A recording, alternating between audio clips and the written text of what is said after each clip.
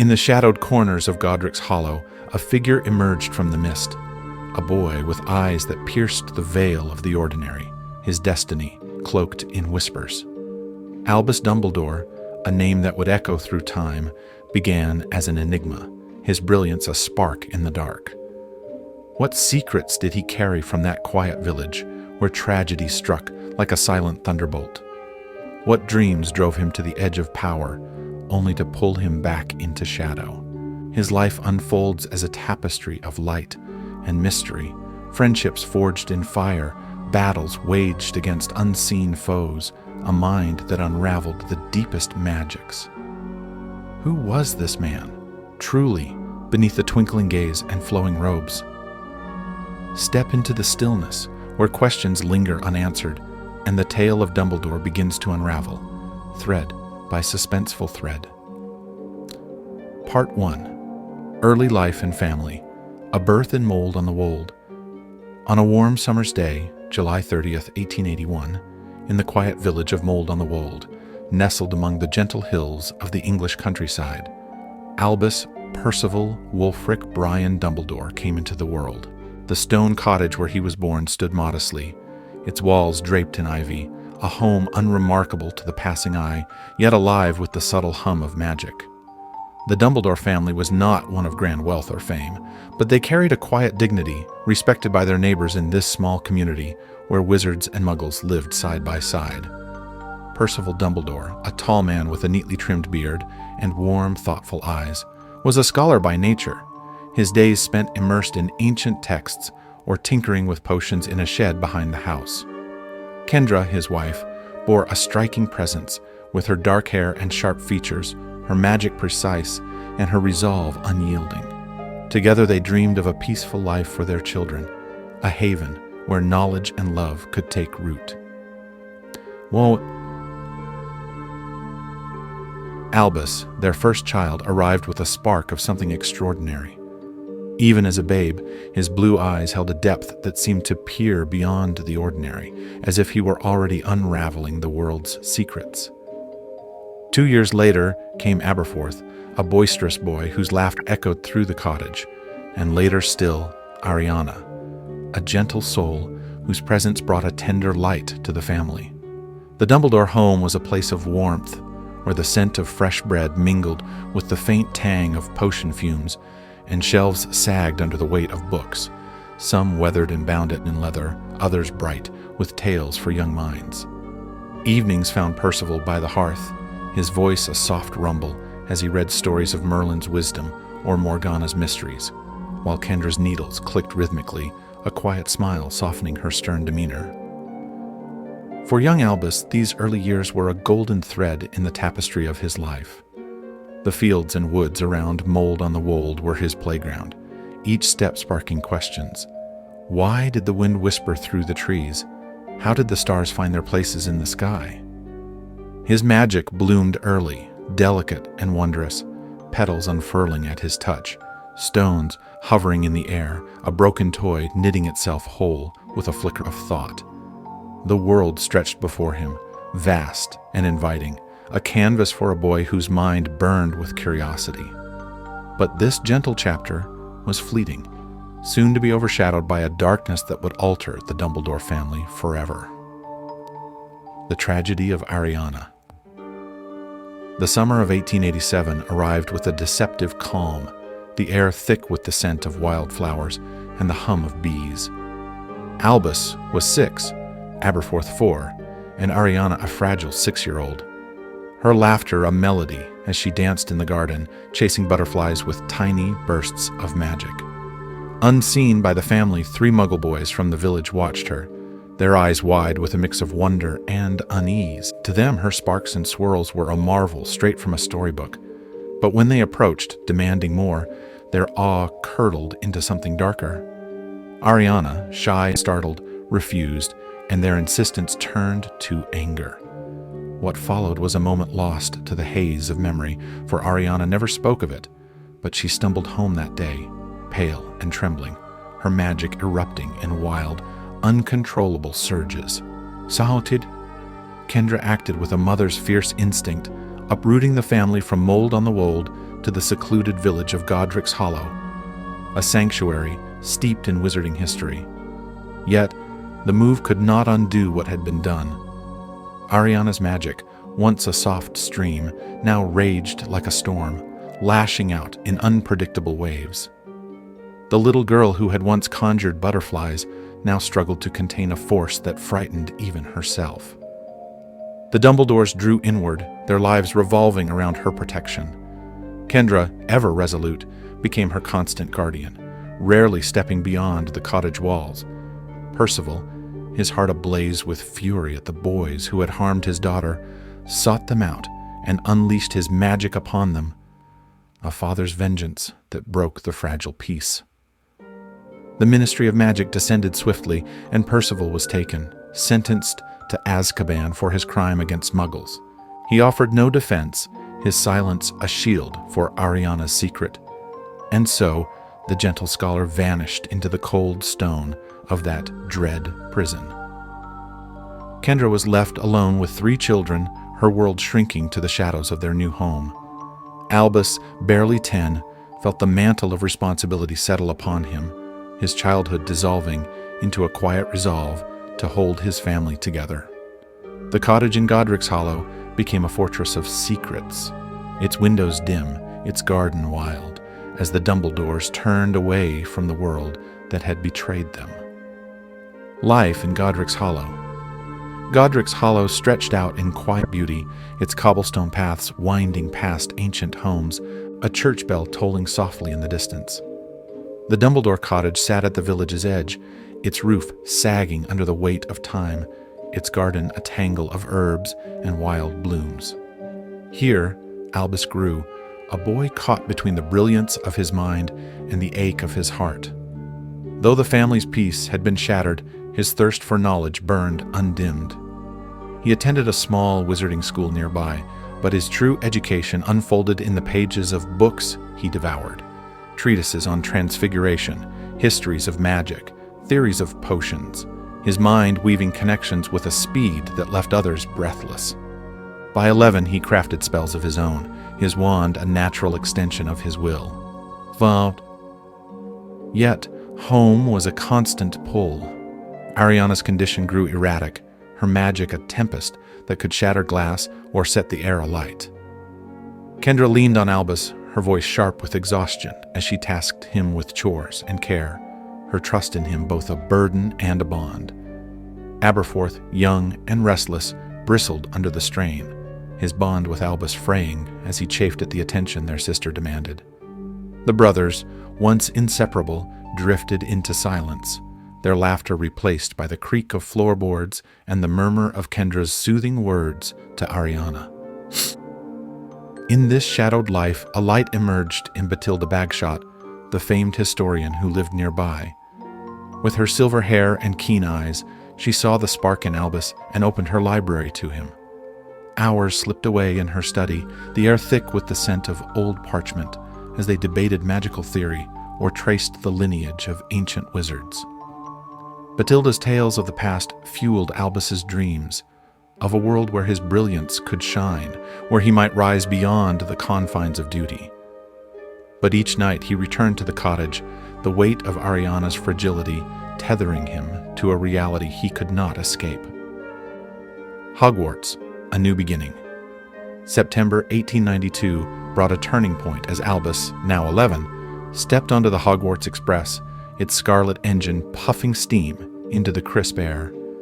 Hogwarts loomed ahead, its towers piercing the Scottish sky, a castle of secrets and wonders. The Sorting Hat lingered over him, whispering of his intellect and ambition. Ravenclaw's call, perhaps, or Slytherin's shadow, but it settled on Gryffindor, the house of bravery and heart. Albus took his place at the long table, his auburn hair catching the candlelight, his eyes alight with quiet determination. From the first, he dazzled. In transfiguration, the matchstick became a silver needle under his hand, etched with delicate runes. In potions, his brews shimmered with perfection, earning nods from even the sternest professors. Charms flowed from his wand with a grace that silenced the room. By year's end, his name was a whisper of awe, a prodigy whose talent seemed boundless. Hogwarts was his haven, a place where he could stretch his mind without the pull of home, where friendships bloomed, none closer than Elphias Doge, a loyal soul whose quiet kindness matched Albus's own. But the shadow of Godric's Hollow followed. Kendra's letters arrived, sharp and sparse, tugging him back to Ariana's needs, to the duty he could not shed. Alone in the owlery, he read them, the wind ruffling his hair as guilt gnawed at his joy. Then, in his 3rd year, the blow fell. Kendra, exhausted by years of strain, perished in one of Ariana's uncontrolled outbursts. The news struck like a storm, and Albus returned for her burial, his face hollow, his dreams dimmed. At 17, he stood by her grave, the eldest now, his future folding into the care of Aberforth and Ariana, the weight of family a chain he could not break. The burden of responsibility. The summer of 1899 draped Godric's Hollow in a heavy stillness. Albus, back from Hogwarts, moved through the cottage like a ghost, his days consumed by Ariana's care. Her magic flared unpredictably, and he countered it with his own, his voice soft as he read to her, his mind drifting to the life he'd lost. Nights found him by the window, the stars a silent witness to his longing, for freedom, for purpose, for the greatness he'd once glimpsed. Into this quiet despair came Gellert Grindelwald, a golden-haired boy staying with Bathilda. Expelled from Durmstrang for his daring, Gellert was a flame to Albus's steady glow, bold, brilliant, unafraid. Their minds met in a blaze of ideas, nights spent plotting a new world where wizards reigned, for the greater good.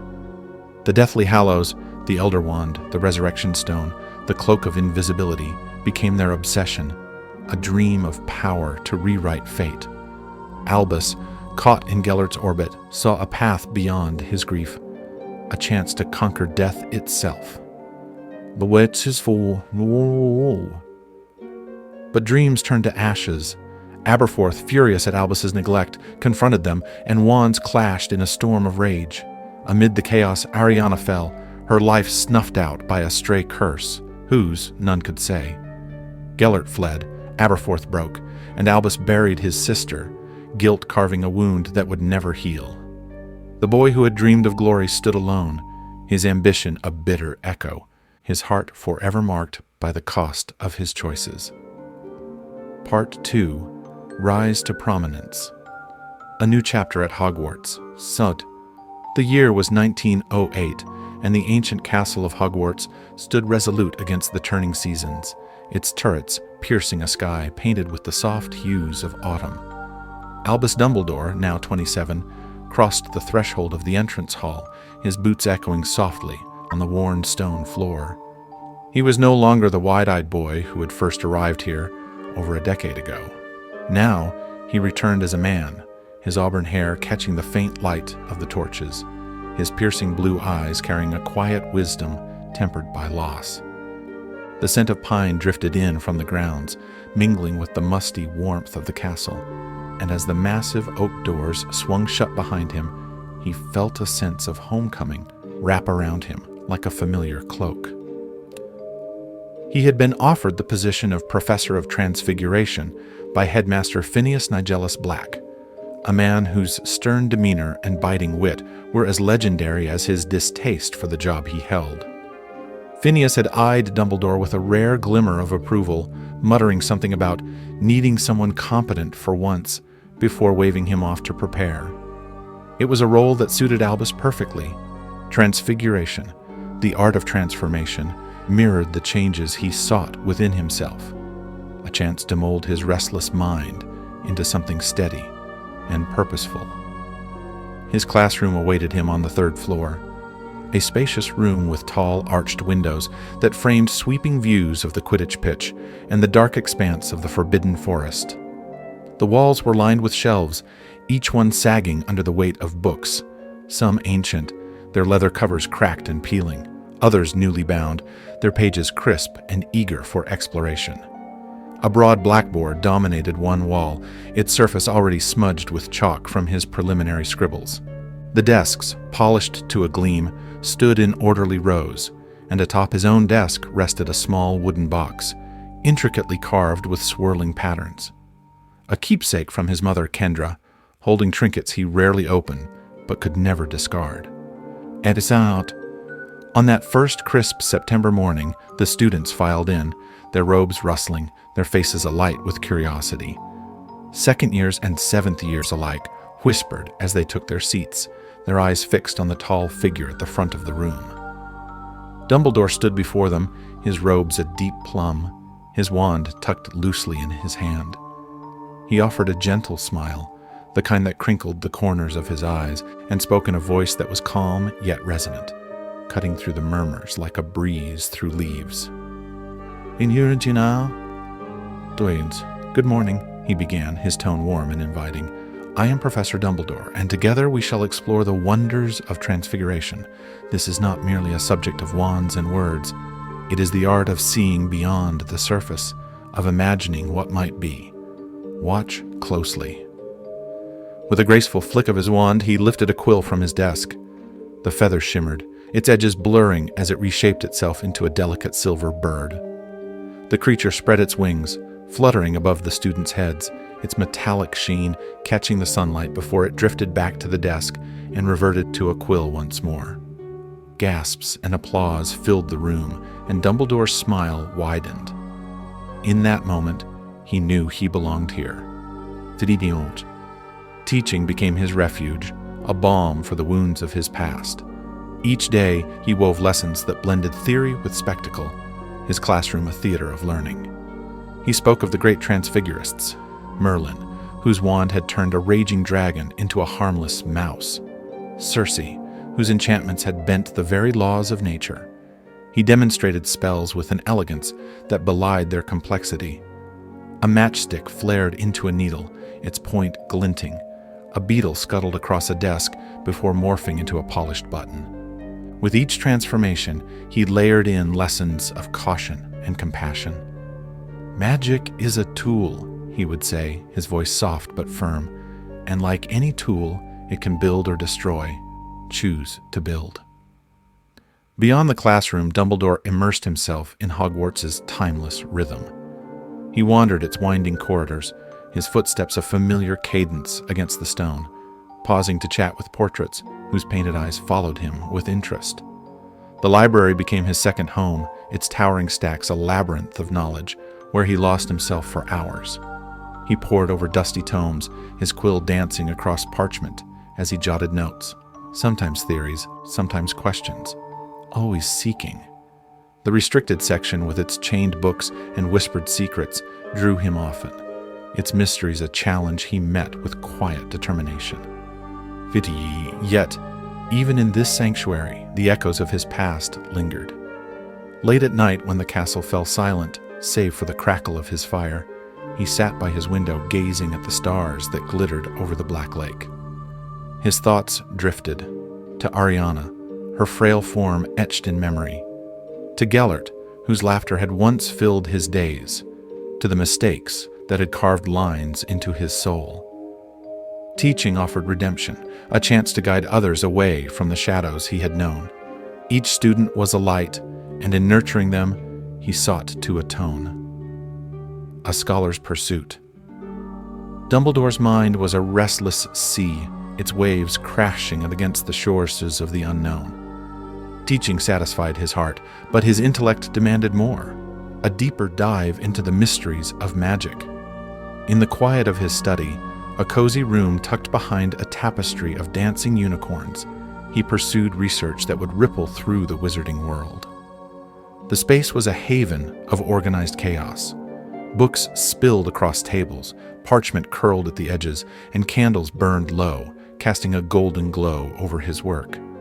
Here, he shed the role of professor and became a seeker, chasing truths hidden in the fabric of magic itself.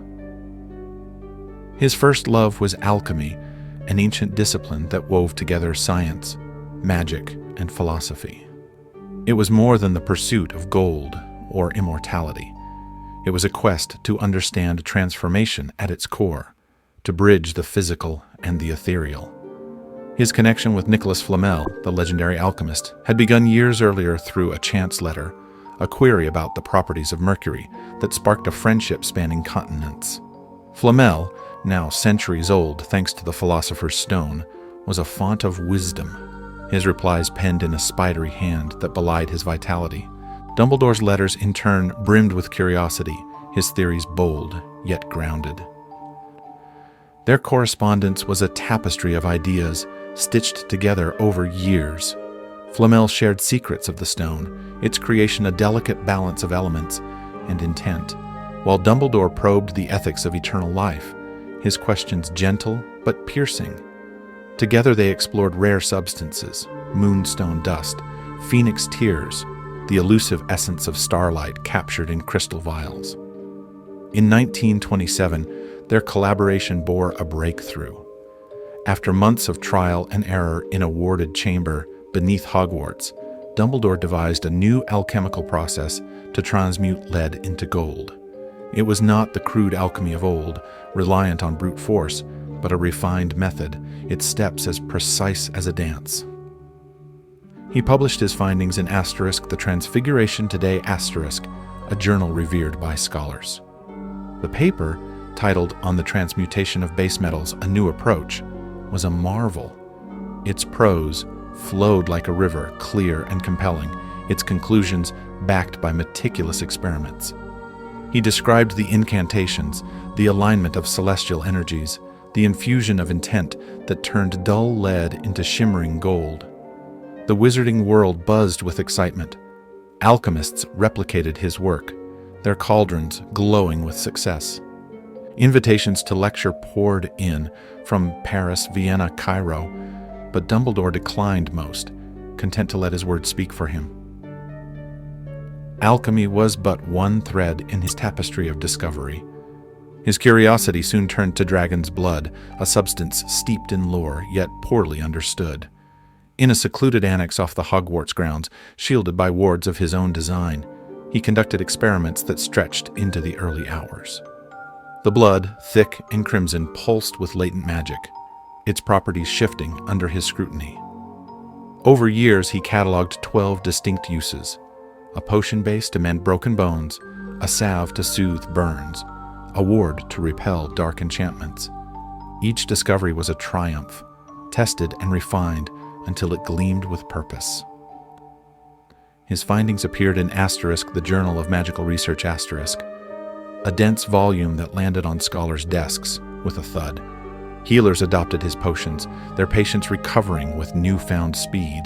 Enchanters wove his wards into homes and vaults, their strength unmatched. The wizarding world hailed him as a genius, but Dumbledore brushed aside praise with a quiet smile. "Knowledge is a river," he said to a colleague one evening, "and I am but a guide along its banks." His study remained open to all, students with questions, professors with theories, its door a portal to shared discovery. A voice in the wider world. As the decades unfurled, Dumbledore's influence grew beyond the ivy-clad walls of Hogwarts, his name a whisper on the lips of witches and wizards across the globe. The International Confederation of Wizards, a body tasked with uniting magical nations, took notice of his quiet brilliance. In 1932, they summoned him to their summit in Geneva, a grand affair held in a marble hall adorned with enchanted tapestries. Delegates from every corner of the world gathered, their robes a kaleidoscope of colors, their voices a hum of anticipation. Dumbledore arrived unassuming, his midnight blue robes simple yet striking, his beard now streaked with silver. He took the podium, his presence commanding silence without effort. "Magic binds us," he began, his voice steady as a heartbeat, "but it is our choices that define us. In a world healing from war, let us choose unity over division, compassion over conquest." His speech wove history with hope, recalling the Muggle conflicts that had bled into magical realms, urging a future where wands lifted rather than struck. The hall erupted in applause, the sound rolling like thunder, and his words lingered, a seed planted in the minds of leaders. In Britain, the Ministry of Magic leaned on him, though he shunned titles and offices. Ministers sought his counsel: Leonard Spencer Moon during the Goblin unrest of the 1930s, Wilhelmina Tuft amid a surge of dark artifacts. He mediated disputes with goblins, his calm words easing tensions. He devised containment for cursed relics, his expertise a shield. His influence was a quiet current, shaping policy without fanfare. "I am a teacher," he'd say when pressed to join the ministry, "not a politician." Yet his guidance was a compass in crises, his integrity a lodestone. Honors followed, piling atop his desk like autumn leaves. The Order of Merlin, first class, gleamed among them, awarded for his scholarly work and peacemaking. He accepted it with a nod, tucking it into a drawer, its ribbon rarely worn. Students carried his lessons into the world. Some became healers, others inventors, all marked by his call to goodness.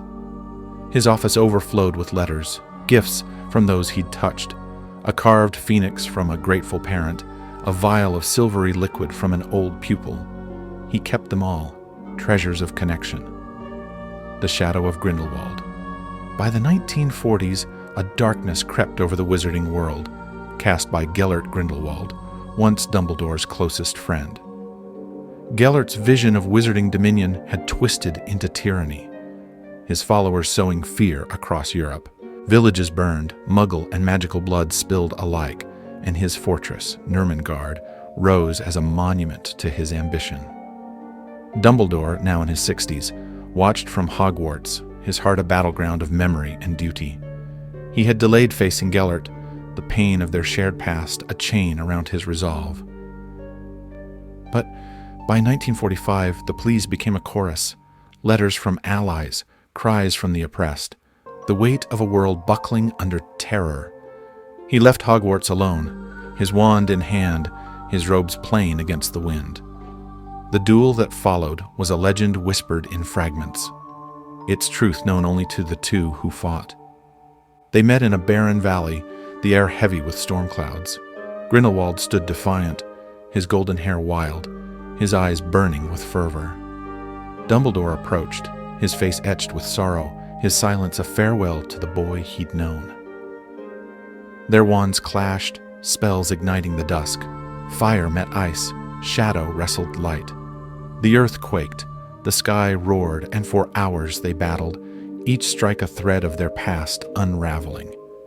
Dumbledore's magic was a symphony of precision, Grindelwald's a tempest of raw power. In the end, it was Albus who prevailed, the Elder Wand yielding to him in a flash of gold. Grindelwald fell, his laughter fading into the wind, and Dumbledore bound him, his victory a burden he carried back to Hogwarts. The world celebrated, but he retreated, the Elder Wand a quiet companion. He spoke little of that day, its shadow a weight he bore alone. His life pressed on, a testament to duty and redemption, his influence a light in the gathering dark. Part 3. The Fight Against Darkness. The First Wizarding War, A Flame in the Night. The Defeat of Gellert Grindelwald. In 1945 had quelled one storm, but the wizarding world's respite was short-lived. By the late 1960s, the embers of a new darkness began to glow, fanned into flames by Lord Voldemort and his Death Eaters. What began as whispers in shadowed alleys grew into a roar of terror that swept across Britain, its echoes felt even in the hallowed halls of Hogwarts. Albus Dumbledore, now headmaster, found himself once again at the forefront of a battle he had not sought, his silver hair and twinkling eyes belying the steel within. The First Wizarding War was not a conflict of grand battles or clashing armies, but a creeping blight that poisoned the air with fear. It unfolded in quiet villages and bustling cities alike, its violence sudden and merciless. Death Eaters struck under the cover of night, their masks gleaming like specters in the moonlight, leaving behind the dark mark, a skull with a serpent twisting through its jaws, hovering above the wreckage of lives. Families vanished, their homes reduced to smoldering ruins, and trust became a luxury few could afford. Dumbledore understood that this war required a different kind of resistance. Voldemort's power lay not only in his magic, but in his ability to sow division, to turn friend against friend with whispers of betrayal. To counter this, Dumbledore founded the Order of the Phoenix in 1970, a clandestine group bound by loyalty and courage. Its members were a patchwork of souls, some young and fiery, others weathered by loss, yet all shared a resolve to stand against the tide. Among them was Alastair Mad-Eye Moody, his face a map of scars, his magical eye swiveling in its socket, ever watchful. His gruff voice carried the weight of experience, his mantra of constant vigilance, a rallying cry. There was Minerva McGonagall, her stern demeanor softening only in the quiet moments when she spoke of her students, her wand a blur of precision in battle. Molly and Arthur Weasley brought warmth to the Order, their home, the Burrow, a sanctuary amid the chaos, its crooked walls a testament to their unyielding spirit. And Sirius Black, with his roguish grin and fierce loyalty, fought with a ferocity born of love for those he called family. The Order met in secret, their gatherings shrouded by Fidelius charms and whispered passwords.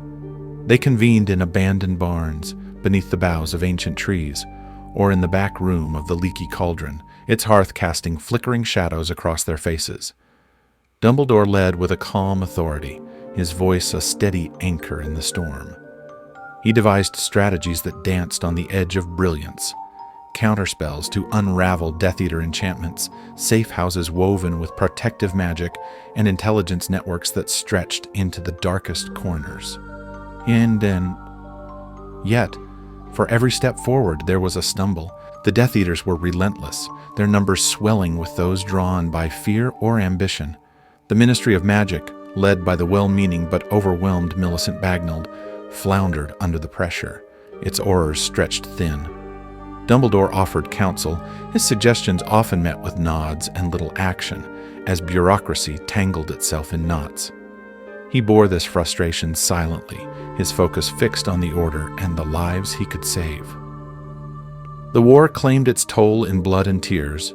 Dorcas Meadows, a fierce duelist with a laugh like summer rain, fell in a skirmish near Diagon Alley, her body found cradling her wand as if ready to rise again.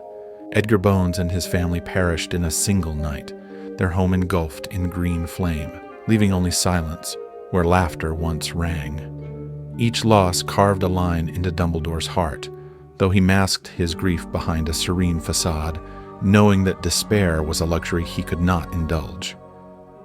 He fought not with reckless abandon, but with a calculated grace, his magic a symphony of light that countered the Death Eater's curses. In a narrow lane in Hogsmeade, he faced 3 masked figures alone, his wand weaving a shield of silver that turned their spells to dust. At the edge of the forbidden forest, he dueled Bellatrix Lestrange, her wild cackles silenced by a binding spell that left her snarling in the dirt. These victories were fleeting, but they lit a spark of hope in those who followed him. The war stretched across a decade, its rhythm one of tension and release, fear and fleeting reprieve. Dumbledore aged beneath its weight, his steps slower, his beard longer, yet his eyes retained their piercing clarity.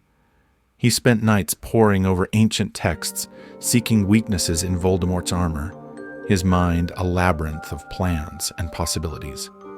He knew that this conflict would not end with a single blow, that the roots of darkness ran deep, nourished by a world fractured by prejudice and power. In 1980, a glimmer of destiny pierced the gloom. Sybil Trelawney, a seer whose voice trembled with prophecy, spoke words that would alter the course of the war. In the dim light of the Hogshead Inn, her eyes clouded as she foretold the coming of one with the power to vanquish the Dark Lord, born as the 7th month died. Dumbledore listened, his breath catching, aware that Voldemort would hear of this prophecy through spies lurking in the shadows. The Dark Lord's response was swift and brutal. He targeted two infants, Harry Potter and Neville Longbottom, born at the end of July to parents who had defied him. On October 31st, 1981, Voldemort descended upon Godric's Hollow, his wand raised against James and Lily Potter. Their sacrifice, born of love, wove magic older than time, and when the killing curse struck Harry, it rebounded, tearing Voldemort's soul from his body. He fled, a wraith in the night, his reign shattered by a child's cry. The wizarding world erupted in celebration, their voices a chorus of relief that echoed through the streets. Fire whiskey flowed, brooms soared in jubilant loops, and the sky above Hogwarts shimmered with fireworks. Dumbledore, however, stood apart, his gaze fixed on the horizon. He knew this was not the end, but a pause, a breath before the next storm. A fragile peace, shadows in repose. The fall of Voldemort ushered in a fragile peace, a stillness that settled over the wizarding world like dew on a quiet morning. The Death Eaters scattered, some captured, others vanishing into hiding, their masks discarded, but their hatred undimmed. The Ministry rebuilt, its corridors buzzing with optimism, though Dumbledore watched with a wary eye, sensing the cracks beneath the surface. He returned to Hogwarts, his sanctuary, where the castle's stones seemed to hum with relief. The students filled the halls with laughter once more, their faces unshadowed by the fear that had lingered for so long. Dumbledore walked among them, his presence a comfort, his candy bowl ever full, his words laced with gentle humor. Yet, in the quiet of his office, he wrestled with the weight of what had passed and what was yet to come. Harry Potter, the boy who lived, was placed with his Muggle relatives, the Dursleys, in Little Whinging. Dumbledore wove a protective charm from Lily's sacrifice, a shield of love that would guard Harry until he came of age. He entrusted Hagrid with the task of delivering the child, the half-giant's tears soaking his beard as he cradled the infant. Dumbledore stood on Privet Drive that night, his silhouette framed by streetlights, his heart heavy with the knowledge that he had spared Harry one battle only to prepare him for another. The Order of the Phoenix disbanded, its members returning to lives interrupted by war. Sirius Black raged against Harry's placement, his voice raw with grief for James and Lily, but Dumbledore's decision was firm, his reasoning cloaked in necessity. Minerva watched from Hogwarts, her lips pressed into a thin line, her trust in Dumbledore unwavering despite her doubts. The Weasleys welcomed another child, their home a beacon of light, while Moody prowled the edges of society, ever vigilant for signs of returning darkness. Dumbledore retreated into reflection, his evening spent beside the pensive, its silvery depths swirling with memories.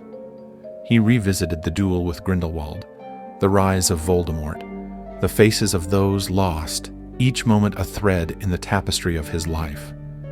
He questioned his choices, the lives he could not save, the burdens he had placed on others. Yet, he found solace in the stars that glittered beyond his window, their constancy a reminder that even in darkness, light endured. The wizarding world healed slowly, its scars hidden beneath a veneer of normalcy. Trials filled the Wizengamot, Death Eaters like Lucius Malfoy slipping through with silver tongues and gold, while others, like Bellatrix, rotted in Azkaban, their screams a distant wail. Dumbledore testified when called, his voice steady, though he preferred the quiet of Hogwarts to the clamor of justice. Years passed, each marked by a tentative hope. Dumbledore nurtured his students, his lessons laced with wisdom drawn from decades of struggle. He watched Harry from afar, through reports from Arabella Figg, and subtle inquiries, ensuring the boy's safety without intruding on his childhood. He knew Voldemort lingered, a shadow waiting to coalesce, and he prepared in silence, his mind ever turning to the future. Or preparations for the future, a light against the night. By the late 1980s, whispers of unrest stirred once more. Dumbledore sensed the tendrils of darkness reaching out, subtle yet persistent.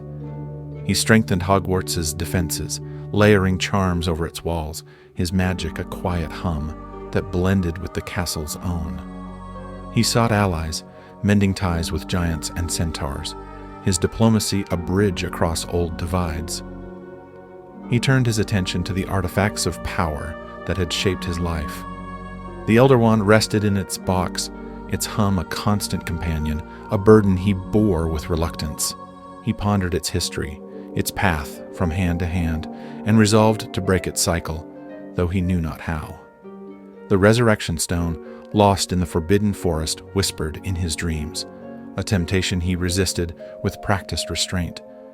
And the invisibility cloak, now Harry's by right, offered a quiet hope, its threads woven with destiny.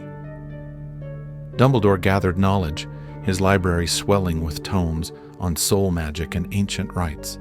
He suspected Voldemort's survival lay in Horcruxes, vessels of fractured soul, and traced their possible hiding places, his quill scratching late into the night. He confided in none but himself the weight of this secret a solitary vigil. In 1991, Harry Potter arrived at Hogwarts, his green eyes a mirror of lilies, his scar a mark of the past and future. Dumbledore watched him board the train, a smile tugging at his lips, his heart lifting at the sight of the boy who carried so much unknowingly. He knew the time approached when shadows would rise again, but for now, he let the castle embrace Harry, its warmth a shield against the cold beyond. The tale pauses here, with Dumbledore standing at his window, the night sky vast above. His fight against darkness was not over, but in this moment there was peace, a gentle rhythm to carry you into dreams. Sleep now, and let the story linger, a whisper of courage and light in the quiet. Part 4, Headmaster of Hogwarts, Ascension to Headmaster. In the early 1950s, the corridors of Hogwarts buzzed with a quiet shift as Albus Dumbledore stepped into the role of headmaster. The transition came after the retirement of Armando Dippet, a kindly but aging wizard whose long tenure had guided the school through decades of calm and storm. Dippet, with his wispy white hair and gentle smile, had seen Dumbledore's brilliance as a teacher and scholar, and as he prepared to step down, he recommended his protege with a nod of unwavering trust. The Hogwarts Board of Governors agreed, their decision swift and unanimous, recognizing in Dumbledore a rare blend of intellect, compassion, and strength. The day he took the office was unremarkable by outward measure, a crisp autumn morning, the leaves outside the castle glowing gold and crimson against the gray stone. Yet, within, it marked a new chapter. Dumbledore climbed the spiral staircase to the headmaster's office, his robes a deep midnight blue embroidered with faint silver stars, his beard now long and flowing, a cascade of silver that caught the light. The circular room welcomed him, its walls lined with portraits of former headmasters and headmistresses who stirred awake, their painted eyes glinting with curiosity and approval. The office was a sanctuary of wonder and warmth. Shelves groaned under the weight of books, some ancient, their spines cracked and faded, others bright with fresh ink. A broad desk stood at the center, its surface soon cluttered with parchments, quills, and a bowl of sherbet lemons, a simple indulgence that would become his signature. Fawkes, his phoenix companion, perched atop a golden stand, his feathers a blaze of scarlet and gold, his song a soft melody that filled the space with peace. The pensieve shimmered in a corner, its silvery contents swirling with memories Dumbledore would revisit in quiet moments. He addressed the school for the first time as headmaster at the welcome feast, standing before the great hall's enchanted ceiling, which mirrored a sky streaked with twilight hues. The students, from wide-eyed first years to seasoned seventh years, watched him with a mix of awe and anticipation. "Hogwarts is more than stone and spell," he said, his voice a gentle wave that washed over the room. "It is a home, a place where we learn not just magic, but who we are meant to be. Let us begin this year with kindness, curiosity, and a touch of mischief. for what is life without a little joy? Laughter rippled through the hall, and with that, his tenure began, a beacon of light in an era poised between peace and shadow. Maceteste. Dumbledore's ascension was a natural evolution, his years as a teacher having prepared him to guide the school with a steady hand. He embraced the role not as a crown to wear, but as a duty to fulfill, his heart set on nurturing the minds and spirits within these walls.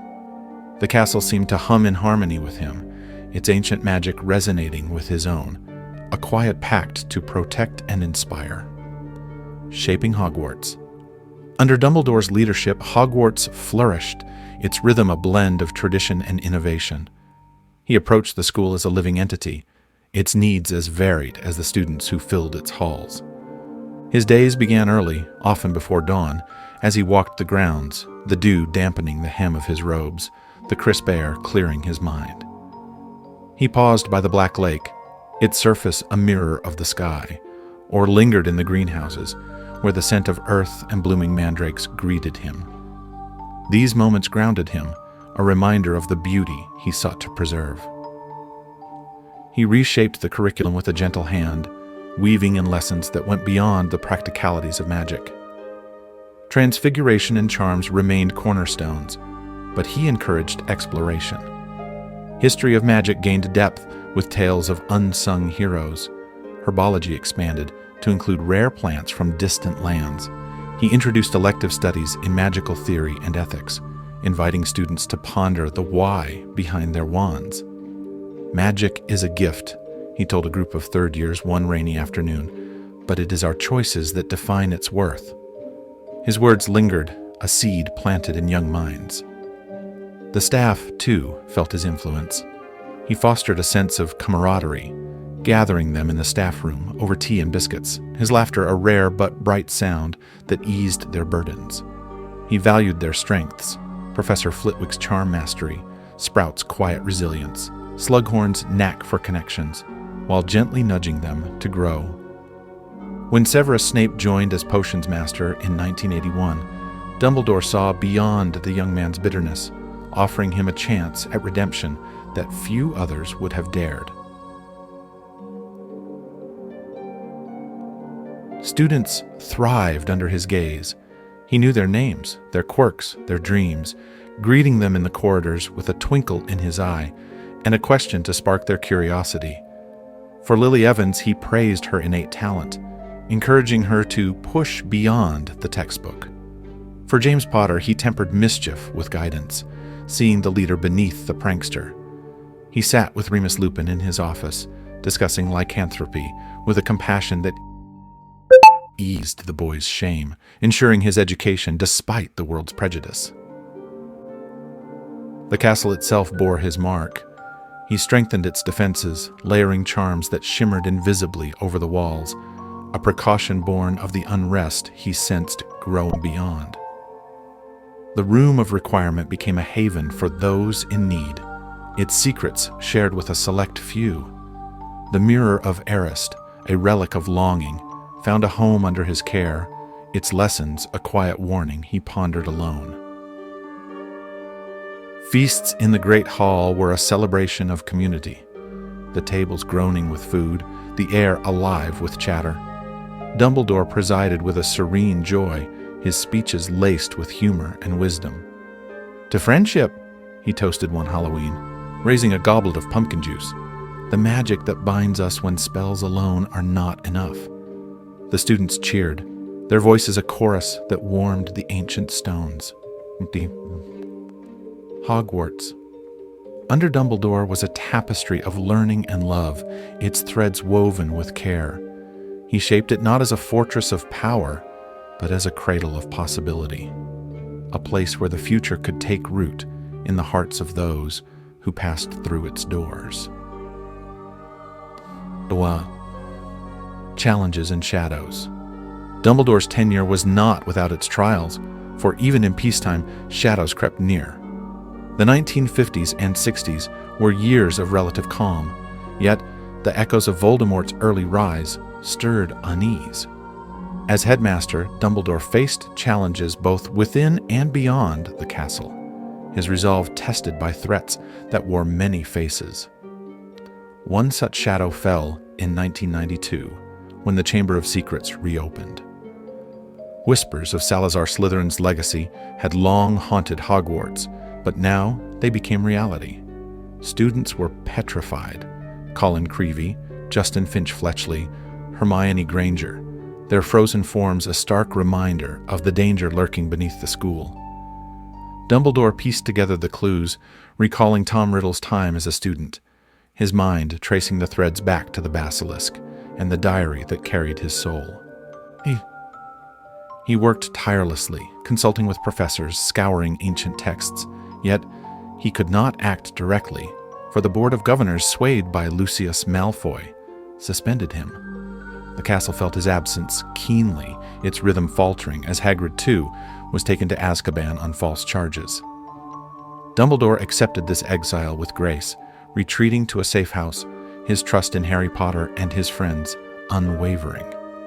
When the truth emerged, the diary destroyed, the basilisk slain, he returned, reinstated by the governor's reluctant hands, his presence restoring calm. The rise of the ministry's influence posed another challenge. In 1995, Cornelius Fudge, gripped by denial of Voldemort's return, sent Dolores Umbridge to Hogwarts as High Inquisitor. Her pink cardigans and simpering smile masked a tyranny that stifled the school's spirit.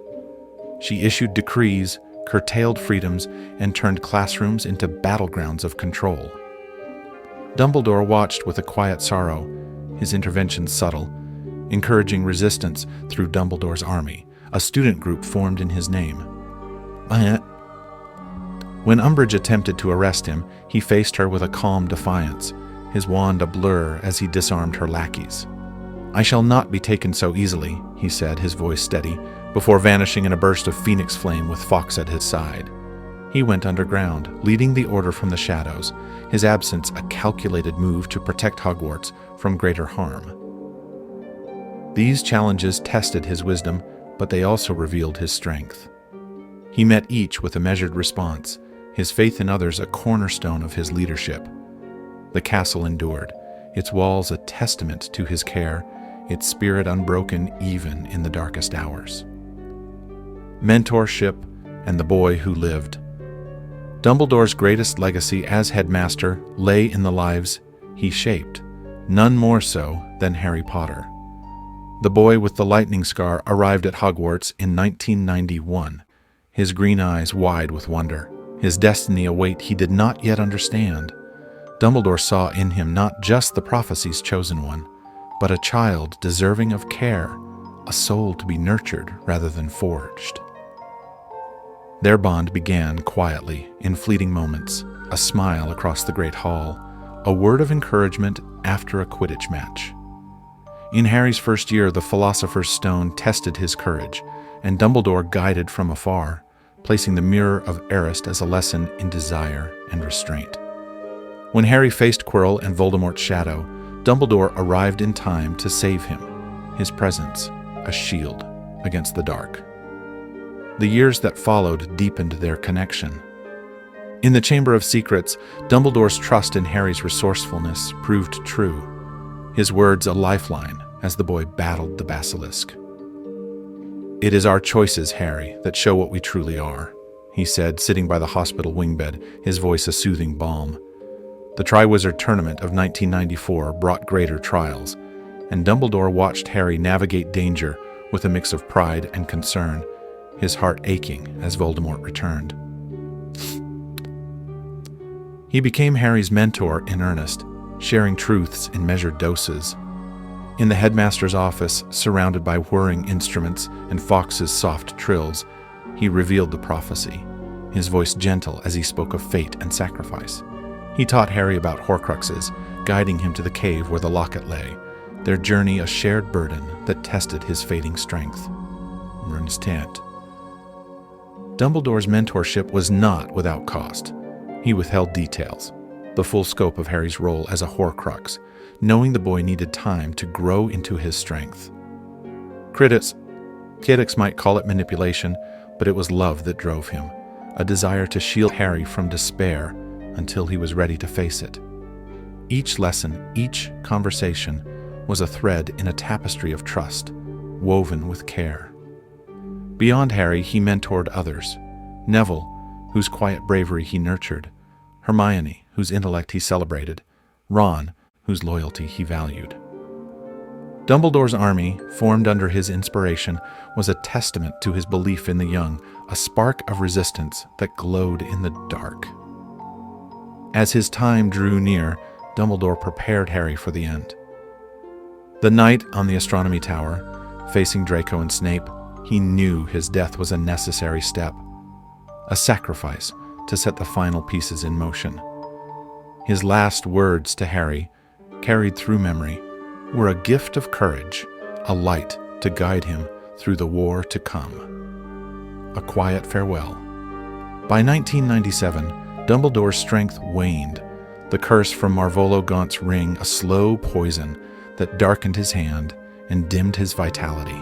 He faced this with acceptance, his days a blend of duty and reflection. He walked the castle one final time, his steps slow, his gaze lingering on the portraits, the lake, the students who filled the halls with life.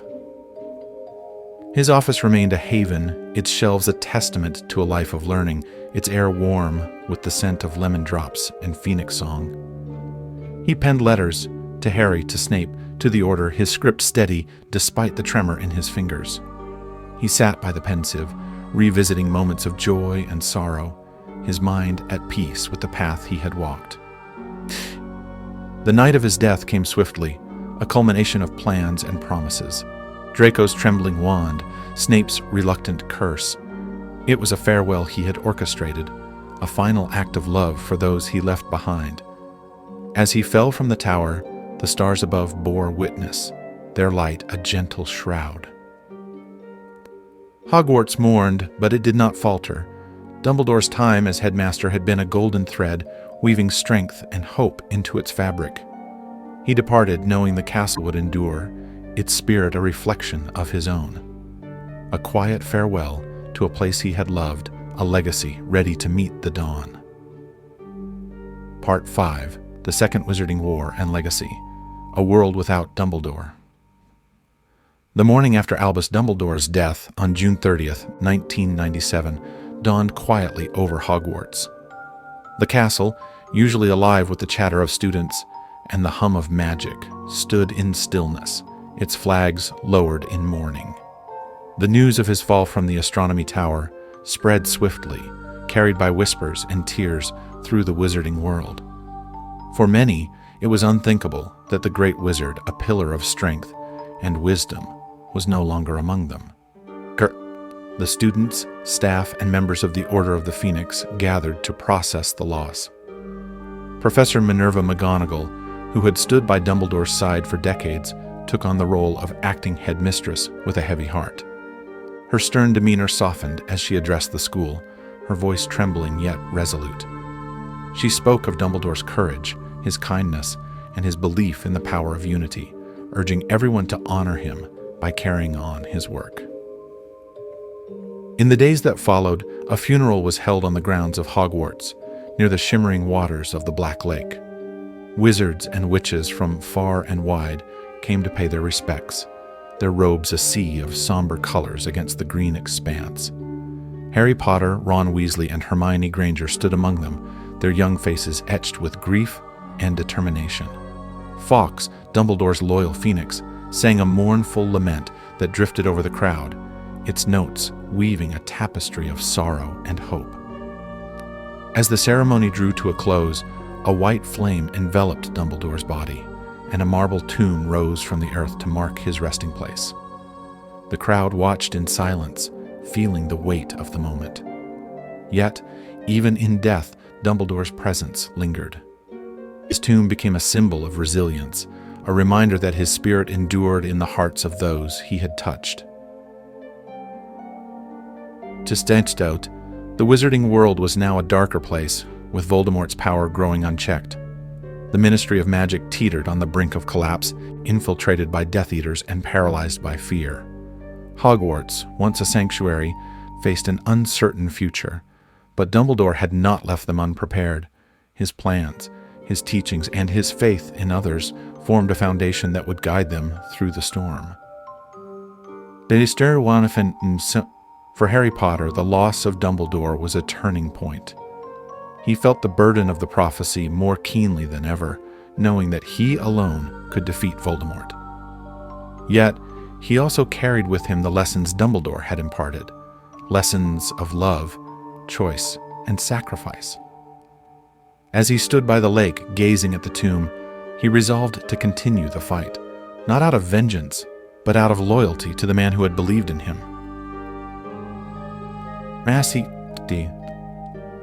The world without Dumbledore was a test of endurance, a time when hope seemed fragile, but his absence did not mark the end of his influence. Instead, it was the beginning of a new chapter, one where his legacy would shine through the actions of those he had inspired. The Order carries on. Even as the wizarding community mourned, the Order of the Phoenix pressed forward under Dumbledore's blueprint. He had reformed the group in the years leading up to his death, preparing them for the battles ahead. Now, without his physical presence, they leaned on his strategies and the trust he had placed in them. The Order's headquarters at 12 Grimmauld Place buzzed with quiet determination. Figures like Remus Lupin, Nymphadora Tonks, and Kingsley Shacklebolt took on greater roles, their resolve strengthened by Dumbledore's memory. They met in the dimly lit rooms, poring over maps and reports, their voices low but steady. Each task they undertook, whether gathering intelligence, protecting Muggleborns, or sabotaging Death Eater operations, was a tribute to the man who had united them. Severus Snape, whose role in Dumbledore's death was known only to a few, played a crucial part in this shadow war.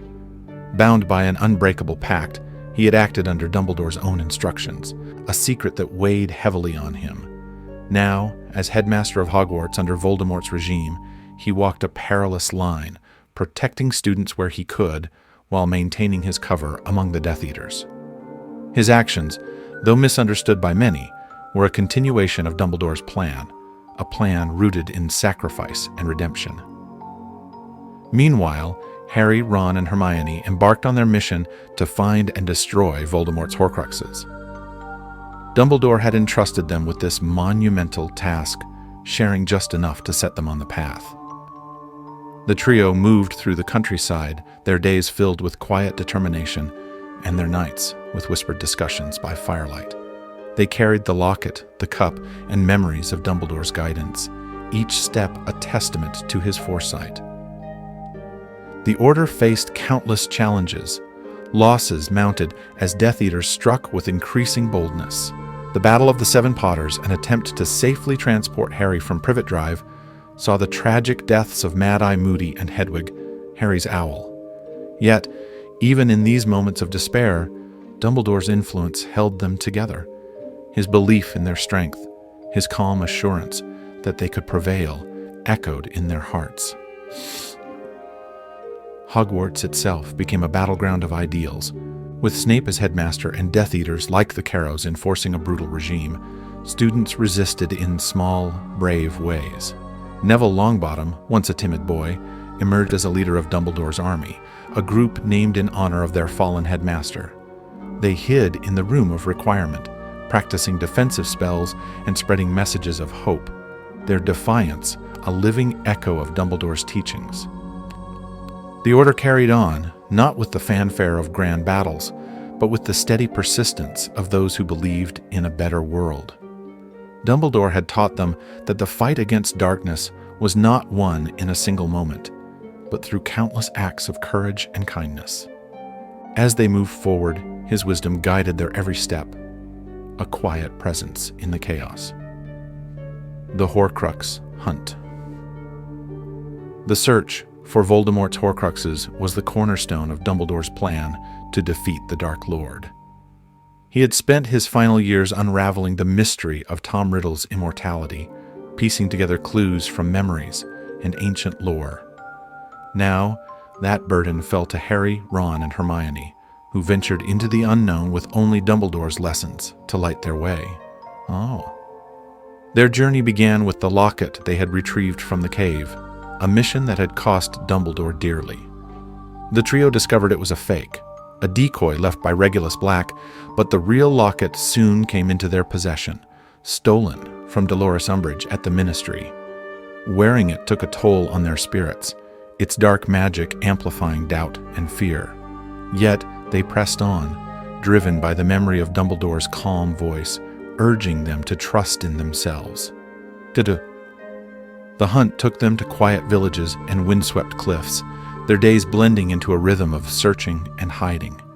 They pored over books Hermione had salvaged from Hogwarts, piecing together the locations of the remaining Horcruxes.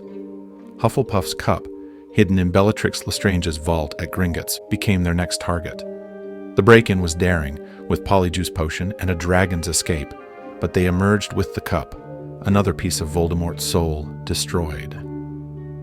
Dumbledore's influence was felt in every decision. His lessons about the Deathly Hallows, revealed through the tale of the three brothers, guided Harry to the Resurrection Stone, hidden within the snitch Dumbledore had bequeathed him. The Elder Wand, too, played its part, its allegiance shifting in ways Dumbledore had anticipated. These artifacts, though tempting, were tools in Harry's hands, not ends in themselves, a reflection of Dumbledore's belief in the power of choice over power itself. The trio faced moments of despair. At Godric's Hollow, standing by the graves of James and Lily Potter, Harry felt the weight of his destiny.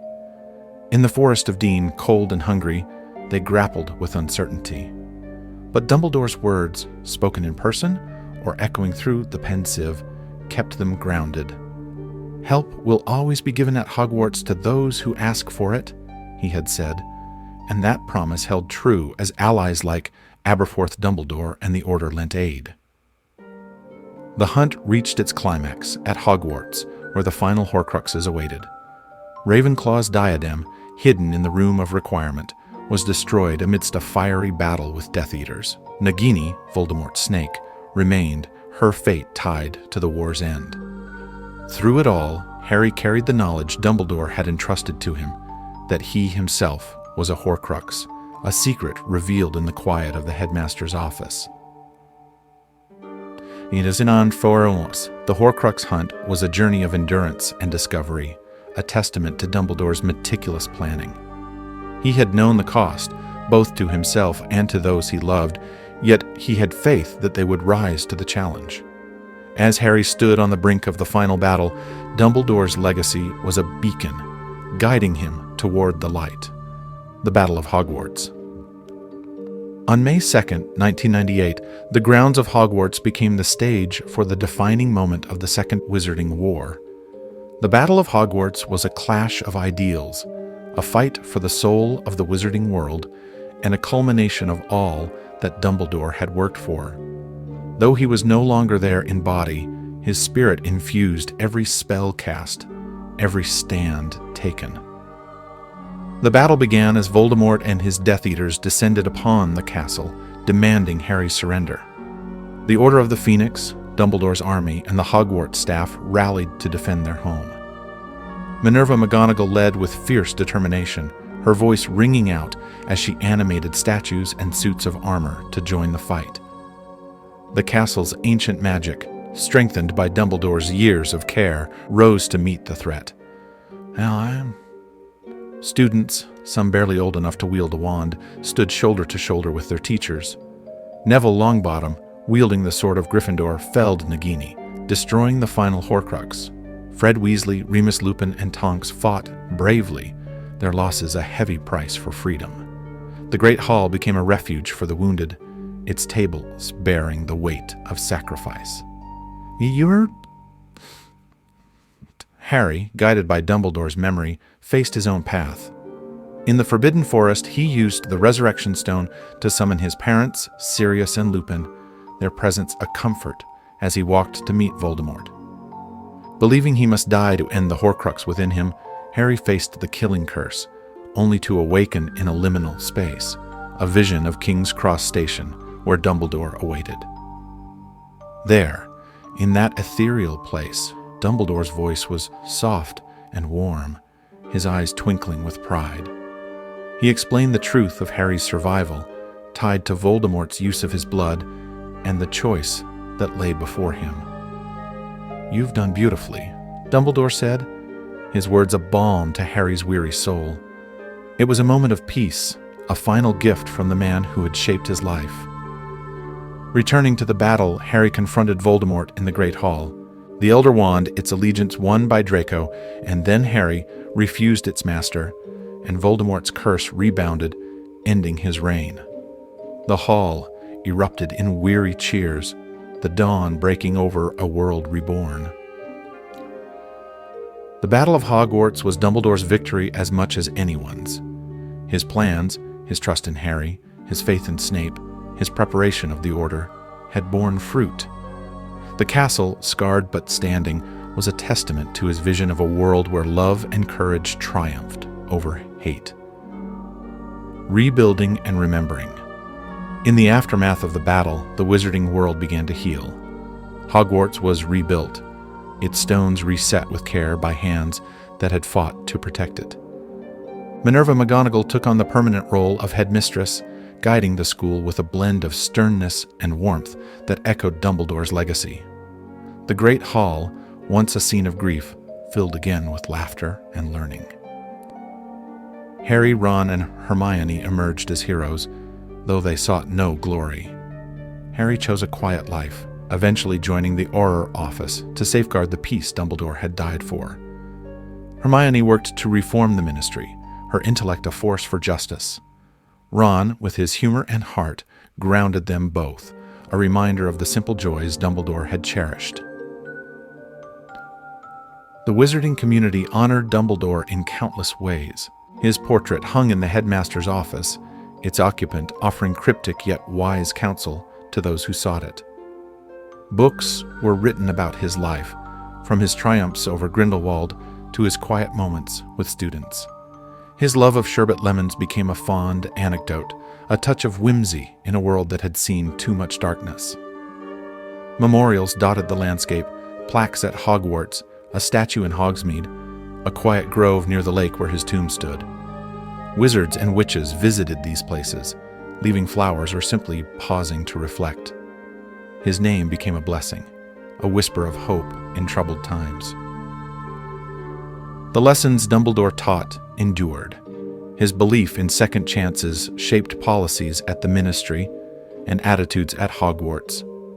His emphasis on love as the greatest magic inspired generations to look beyond differences and build bridges. The Order of the Phoenix disbanded in peacetime, but its members carried his spirit into their lives, teaching their children the values he had lived by. As years turned to decades, Dumbledore's story grew into legend. Grandparents told tales of the twinkling-eyed wizard who had faced down evil with a smile, their voices soft and soothing. Children drifted to sleep, imagining the castle he had loved, its towers piercing the starry sky. The light that never fades. Albus Dumbledore's life was a tapestry of brilliance and sacrifice, woven with threads of wisdom, kindness, and unshakable faith. His death did not dim his light, rather it amplified it, casting a glow that reached across time. He had been a teacher, a leader, a friend, and in his absence, he became a symbol of all that was good in the wizarding world. His legacy was not in the spells he cast or the battles he won, but in the lives he shaped.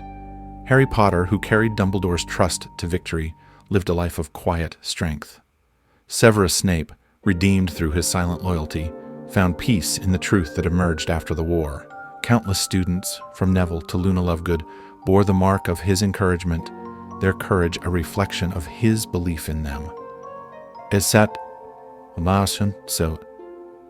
Dumbledore taught that darkness could be met with light, not through force, but through understanding and love. His mistakes, his youthful ambition, his moments of doubt made him human, a reminder that even the greatest among us stumble and rise again. His triumphs over Grindelwald, over Voldemort, were victories of the heart as much as the wand. As the years stretched on, Hogwarts stood as his monument, its halls echoing with the laughter of new generations. The lake shimmered under the moon, the forest rustled with secrets, and the castle's stones held the warmth of his presence. His phoenix, Fawkes, was said to return at times, its song a melody of renewal. So let us rest in the glow of Dumbledore's story, a tale of a man who saw the best in us all. His light never fades, a gentle guide through the night, a whisper of hope as we drift into dreams. In every choice we make, in every kindness we offer, his legacy lives on, eternal and serene. Part 6, Dumbledore's Secrets and Mysteries, The Veil of Enigma. Albus Dumbledore was a figure of light and warmth, his twinkling eyes and gentle smile a comfort to those who knew him. Yet beneath this serene exterior lay a man of secrets, a labyrinth of thoughts and experiences that few could fully unravel. His life, spanning over a century, was a tapestry woven with threads of brilliance and shadow, each mystery a quiet whisper that added depth to his legacy. To understand Dumbledore is to step into the stillness of his hidden world, where secrets rested like treasures in a locked chest, guarded by time and his own reticence. From his earliest days, Dumbledore carried an air of enigma. Neighbors in Mold on the Wold spoke of the boy who wandered the fields alone, his gaze fixed on the horizon as if seeing beyond the ordinary. At Hogwarts, his brilliance outshone his peers, yet he remained apart, his laughter rare, his silences deep. As he rose to prominence, first as a teacher and then as headmaster, this veil thickened, not out of deceit, but from a need to shield others from the burdens he bore. His office at Hogwarts was a mirror to this duality. The shelves brimmed with books and artifacts, each a clue to his mind's wanderings, yet many remained untouched by curious hands. The pensive glowed softly, its silvery contents a repository of memories he revisited alone, their stories locked within his thoughts. Fawkes perched nearby, a creature of fire and renewal whose bond with Dumbledore hinted at truths unspoken. Even the portraits of past headmasters, who watched him with knowing eyes, seemed to hold pieces of a puzzle they could not fully share. Dumbledore's secrets were not born of malice, but of necessity and care. He kept them, as a shepherd keeps watch over a flock, knowing that some truths could harm more than heal. His life was a balance of revelation and restraint, a dance between the light he offered the world and the shadows he held close. As we drift through these mysteries, let them unfold gently, a soothing current to carry us deeper into his story. The Grindelwald connection. One of the deepest secrets Dumbledore carried was his bond with Gellert Grindelwald, a friendship that bloomed in the summer of 1899 and left scars that never fully faded. The two met in Godric's Hollow, two brilliant minds drawn together like stars in a shared orbit. Grindelwald, with his golden hair and fierce ambition, was a flame to Dumbledore's steady glow, their conversations a blaze of ideas that stretched into the night. They dreamed of a world reshaped by wizards for the greater good, their youthful arrogance blinding them to the cost. Their connection was more than intellectual. It was a bond of the heart, a closeness that Dumbledore rarely spoke of, even to those nearest him. Letters exchanged that summer, later discovered by historians, revealed a tenderness beneath their grand plans. "You see the world as I do, Albus," Grindelwald wrote. His script, it was a necessary sorrow, a secret he held like a stone in his chest. Years later, as he faced his own end, he revisited those memories in the pensive, their silvery threads a bittersweet dance. The Grindelwald connection remained a mystery to most, a quiet ache that shaped his caution, his compassion, and his resolve to guide others away from the path he had once trod. The Horcrux puzzle. Dumbledore's pursuit of Voldemort's Horcruxes was a secret he guarded with meticulous care, a puzzle he pieced together over decades. His suspicion began in the 1940s when Tom Riddle, then a student, questioned him about soul magic with a curiosity that chilled the air.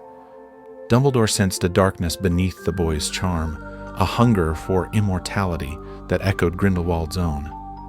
He filed it away, a quiet note in the symphony of his thoughts, until years later, when Voldemort's reign confirmed his fears. The concept of Horcruxes, vessels that held fragments of a torn soul, was arcane, buried in texts like asterisk secrets of the darkest art asterisk. Dumbledore sought these books in the restricted section, his late night reading a solitary vigil.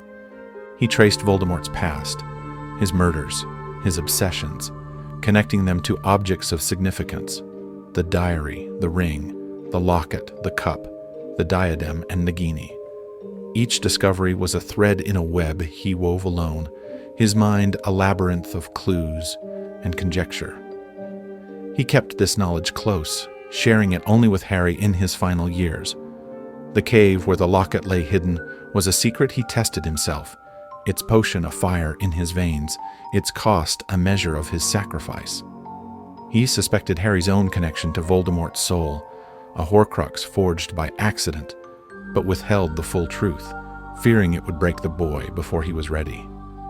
"You must understand the whole," he told Harry gently, his voice a soothing tide, "but not all at once."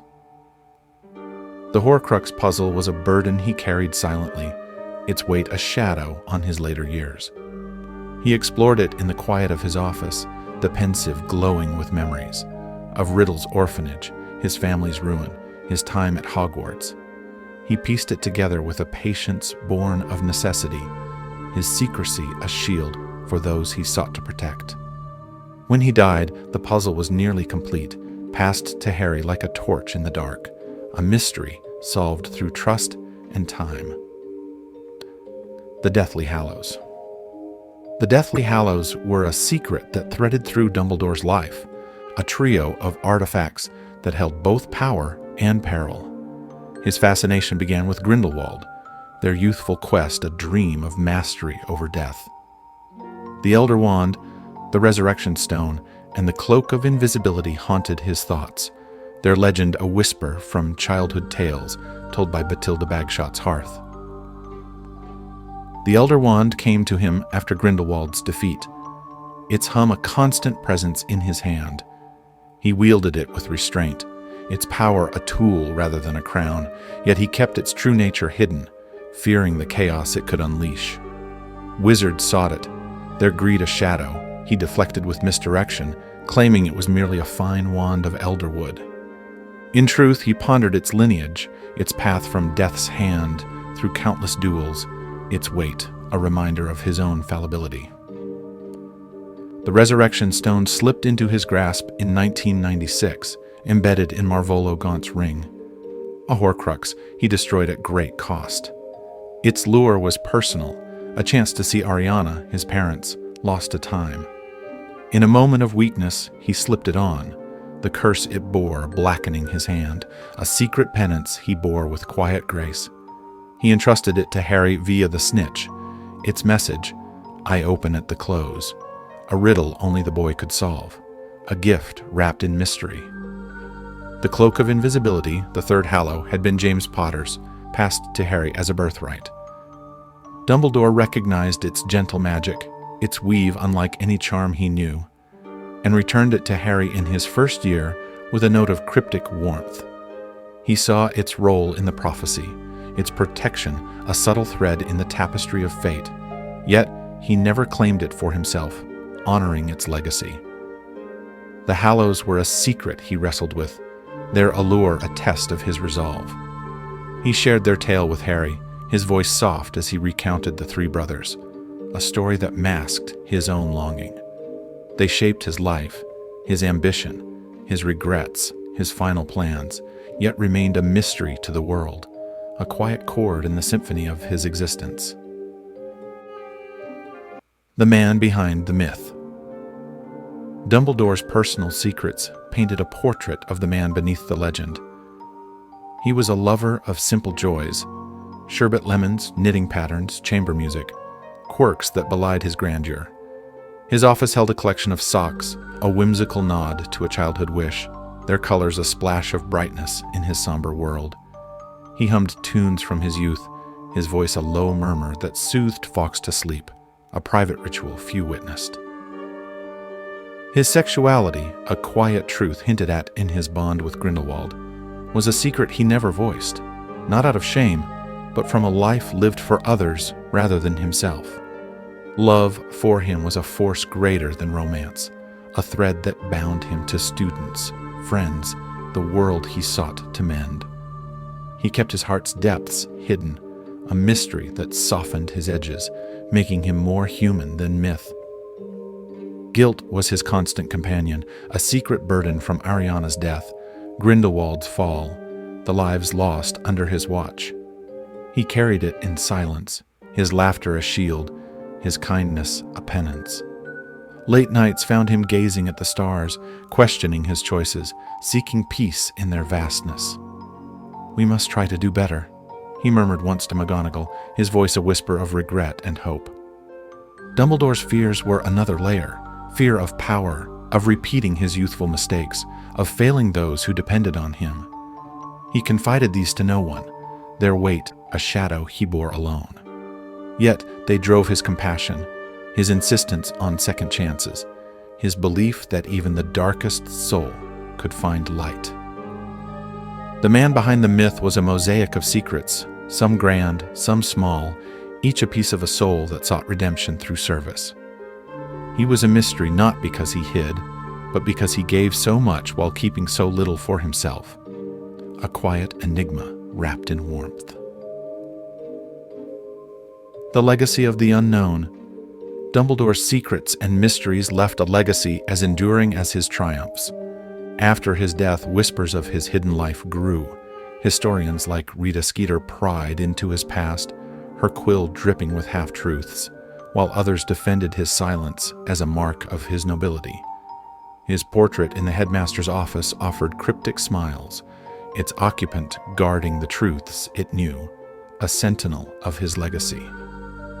Harry Potter carried forward the mysteries he'd shared, the Hallows, the Horcruxes, using them to shape a world of peace. The Elder Wand returned to Dumbledore's tomb, its power stilled by Harry's choice, a secret kept from those who might seek it. The Resurrection Stone lay lost in the forest, its whisper fading into legend, while the cloak draped Harry's children, a quiet inheritance.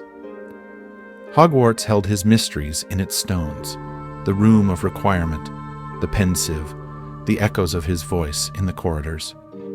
Students speculated about his life, their tales a blend of fact and fancy, a soothing lore that drifted through the castle like a lullaby. His secrets became part of its magic, a thread in the fabric of its history.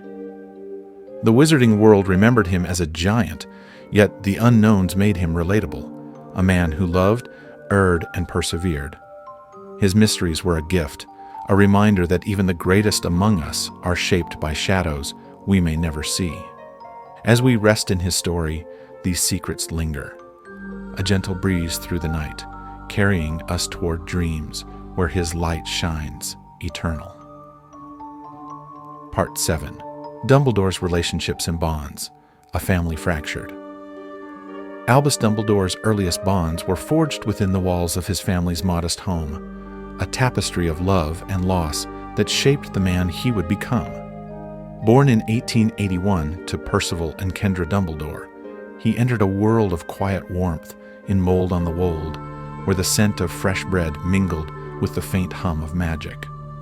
Percival, a gentle scholar with a neatly trimmed beard, spent his days immersed in ancient texts, his voice a soft rumble as he read tales of wizarding lore by the hearth. Kendra, stern yet fiercely protective, wove spells with precision, her dark hair framing a face that softened only for her children. Albus the eldest was their pride, his blue eyes alight with curiosity from the start. 2 years later came Aberforth, a boisterous boy whose laughter filled the cottage, his energy a counterpoint to Albus's quiet intensity. Ariana, the youngest, arrived last, her gentle spirit a delicate bloom in their midst. The family was a haven, their days a rhythm of shared meals and small wonders. Albus coaxing flowers to bloom, Aberforth chasing gnomes in the garden, Ariana giggling as sparks danced at her fingertips. So, this harmony shattered in 1887 when Ariana, at 6, was attacked by Muggle boys who feared her magic. The trauma left her fragile, her powers erratic, and the Dumbledores fled to Godric's Hollow, their lives narrowing to her protection. Percival's vengeance against her attackers landed him in Azkaban, his silence a shield for Ariana's secret. Kendra became the family's anchor, her resolve unyielding as she cared for her daughter, leaning on Albus even as a child to share the burden. The fracture deepened with Kendra's death in 1899, killed by one of Ariana's uncontrolled outbursts. Albus, then 17, returned from Hogwarts to bury her, his childhood dissolving into the role of guardian. Aberforth, 15 and resentful, chafed under Albus's authority, their once close bond strained by grief and duty. Ariana's presence tethered them, her quiet smiles a fragile thread, but the tension simmered beneath.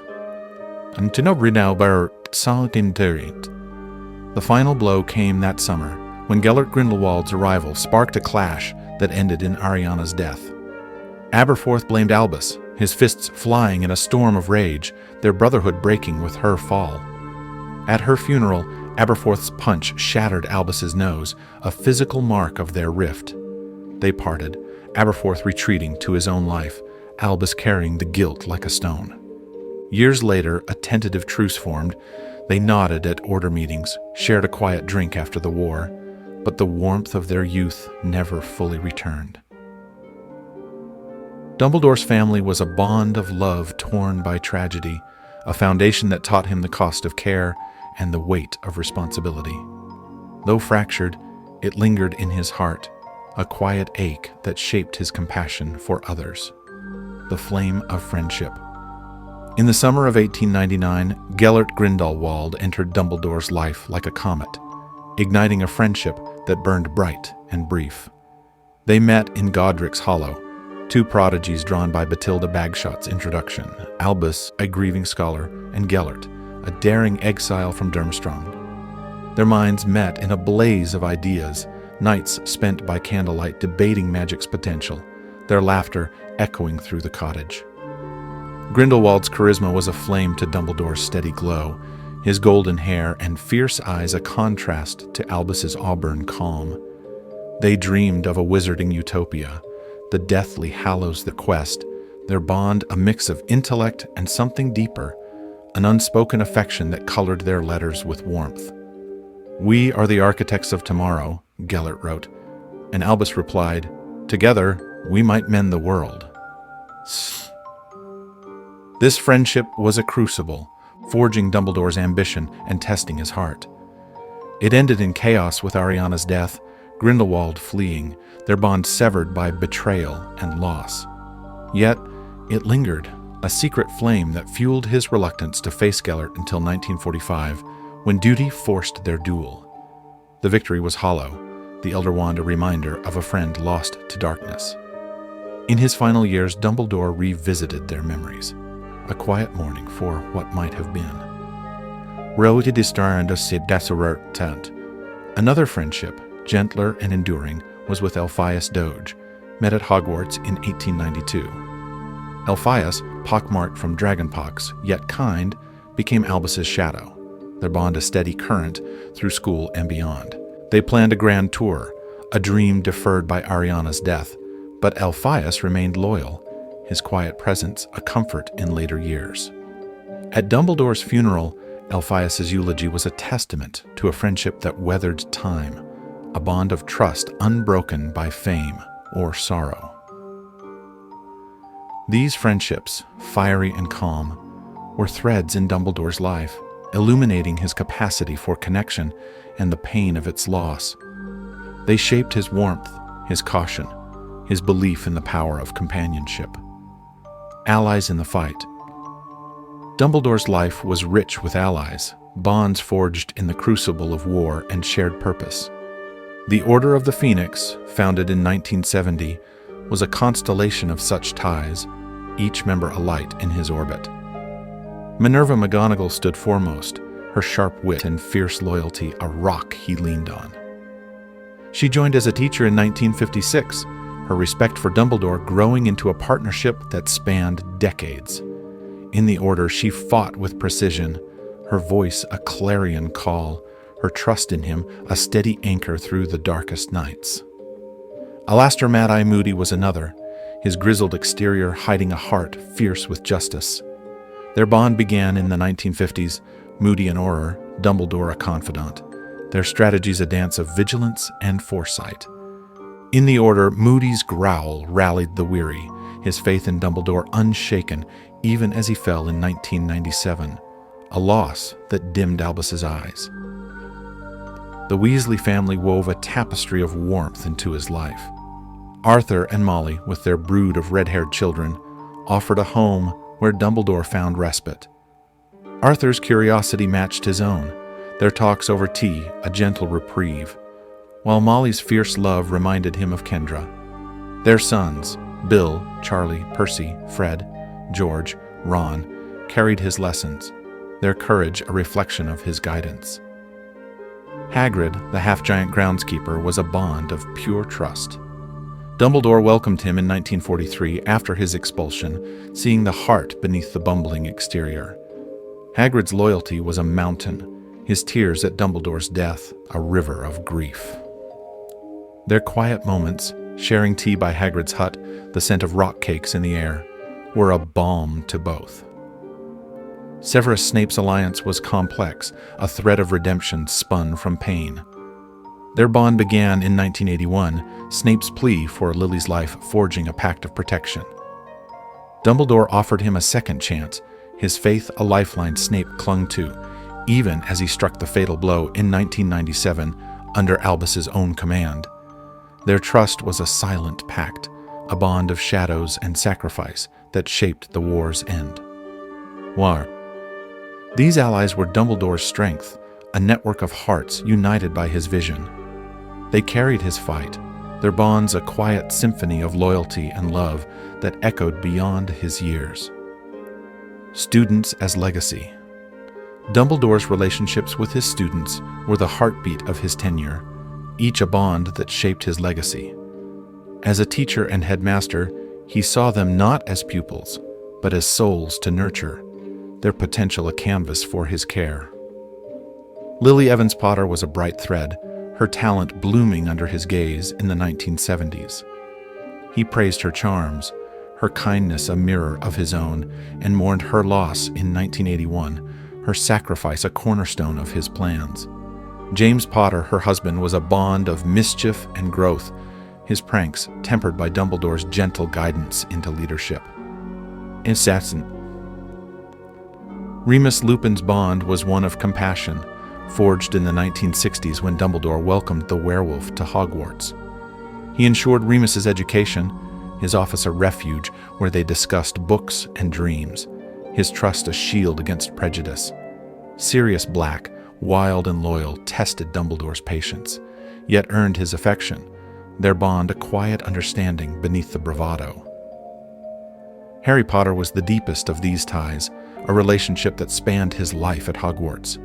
From the moment Harry arrived in 1991, Dumbledore saw the boy beneath the scar, guiding him with lessons veiled in kindness. Their talks, by the mirror of Arist in the cave, through the pensieve, were a bridge of trust, his death a gift to set Harry free for the final fight. Hermione Granger and Ron Weasley, Harry's anchors, were bonds of intellect and heart. Hermione's brilliance earned his nods, her questions a delight, while Ron's loyalty warmed his spirit, their trio a testament to his faith and friendship. Neville Longbottom, timid yet brave, grew under his quiet encouragement, his stand against Voldemort a bloom from seeds Dumbledore planted. These students were his legacy, their lives a reflection of his care. He knew their names, their fears, their triumphs, his office a haven where they found wisdom and sherbet lemons. They carried his light, a bond that outlasted his time. Adversaries and understanding. Dumbledore's bonds extended to his adversaries, relationships marked by insight rather than enmity. Tom Riddle, later Voldemort, was a student he met in 1938, an orphan whose charm hid a cold ambition. Dumbledore saw through the mask, his wariness a quiet thread through their encounters, teaching him, denying him the defense post, facing him in the Ministry in 1996. Their bond was a duel of minds, Dumbledore's compassion a foil to Voldemort's hate, his understanding a secret weapon. Dolores Umbridge, a foe in 1995, was a bond of opposition tempered by patience. Her tyranny at Hogwarts met his calm defiance, his escape a lesson in resilience. He saw her smallness, her fear, and met it with pity, a quiet victory over her spite. Grindelwald, once a friend, became an adversary whose bond lingered in memory. Their duel was a clash of ideals, Dumbledore's sorrow a thread that bound them even in defeat. He visited Grindelwald in Nurmengard once, decades later, their talk a whisper of regret and recognition, a bond unbroken by time. So, these adversaries shaped Dumbledore, their darkness a mirror to his light. He met them not with hatred, but with a desire to understand, a bond that softened his edges and deepened his resolve. The quiet of connection. Dumbledore's relationships were a constellation of bonds, each a star in the vast sky of his life. They ranged from the fractured love of his family to the fierce loyalty of allies, the tender growth of students to the complex dance with foes. He cherished them quietly, his office a gallery of their echoes, letters from Elphias, socks from Hagrid, memories in the pen sieve. His connections were his strength, a web that held him through loss and triumph. He gave more than he took, his heart a well of care that never ran dry. In the stillness of his nights, he thought of them. Aberforth's gruff nod, Minerva's sharp smile, Harry's green eyes, a quiet joy that warmed his solitude. As we rest in this chapter, these bonds linger, a soothing tide of love and trust. They were his life's true magic, a network of souls that carried his light beyond the years, a gentle lullaby to drift us into dreams. Part 8. Dumbledore's Legacy in the Wizarding World. A light extinguished, a flame enduring. When Albus Dumbledore fell from the astronomy tower on that fateful night in June 1997, the Wizarding world felt the loss like a sudden hush after a storm. His white tomb by the Black Lake became a beacon of mourning, its marble surface catching the soft glow of dawn as witches and wizards gathered to bid farewell. The air was heavy with the scent of lilies and the faint salt of tears, a stillness settling over Hogwarts that seemed to mirror the void left by his absence. Yet, even as his body rested, his light did not fade. It flickered on, carried in the hearts and hands of those he had touched. The immediate aftermath was a time of shadow, with Voldemort's power swelling and fear gripping the land, the Battle of Hogwarts. In 1998 marked the turning point, a clash where Dumbledore's plans bore fruit through Harry Potter's triumph. His death was not an end, but a catalyst, a final act of sacrifice that set the stage for peace. The Wizarding world emerged from the war bruised but unbroken, its people looking to Dumbledore's memory as a guide through the rubble. His legacy was not a monument of stone or a title carved in history. It was a living thing, woven into the fabric of the society he had fought to protect.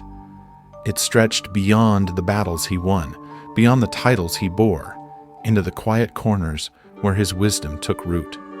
As the years unfolded, his influence grew, a gentle current that shaped the Wizarding world in ways both grand and subtle, a flame enduring in the night. Fancy, rebuilding Hogwarts. Hogwarts, the heart of Dumbledore's life, was the first to feel his legacy's embrace. After the Battle of Hogwarts, the castle stood scarred, its towers cracked, its halls littered with debris, its magic humming faintly through the wreckage. Yet it was not abandoned. Under Minerva McGonagall's steady hand as headmistress, the school began to heal, its stones reset with care by those who had fought to defend it. The rebuilding was a labor of love, a testament to Dumbledore's vision of a sanctuary for learning.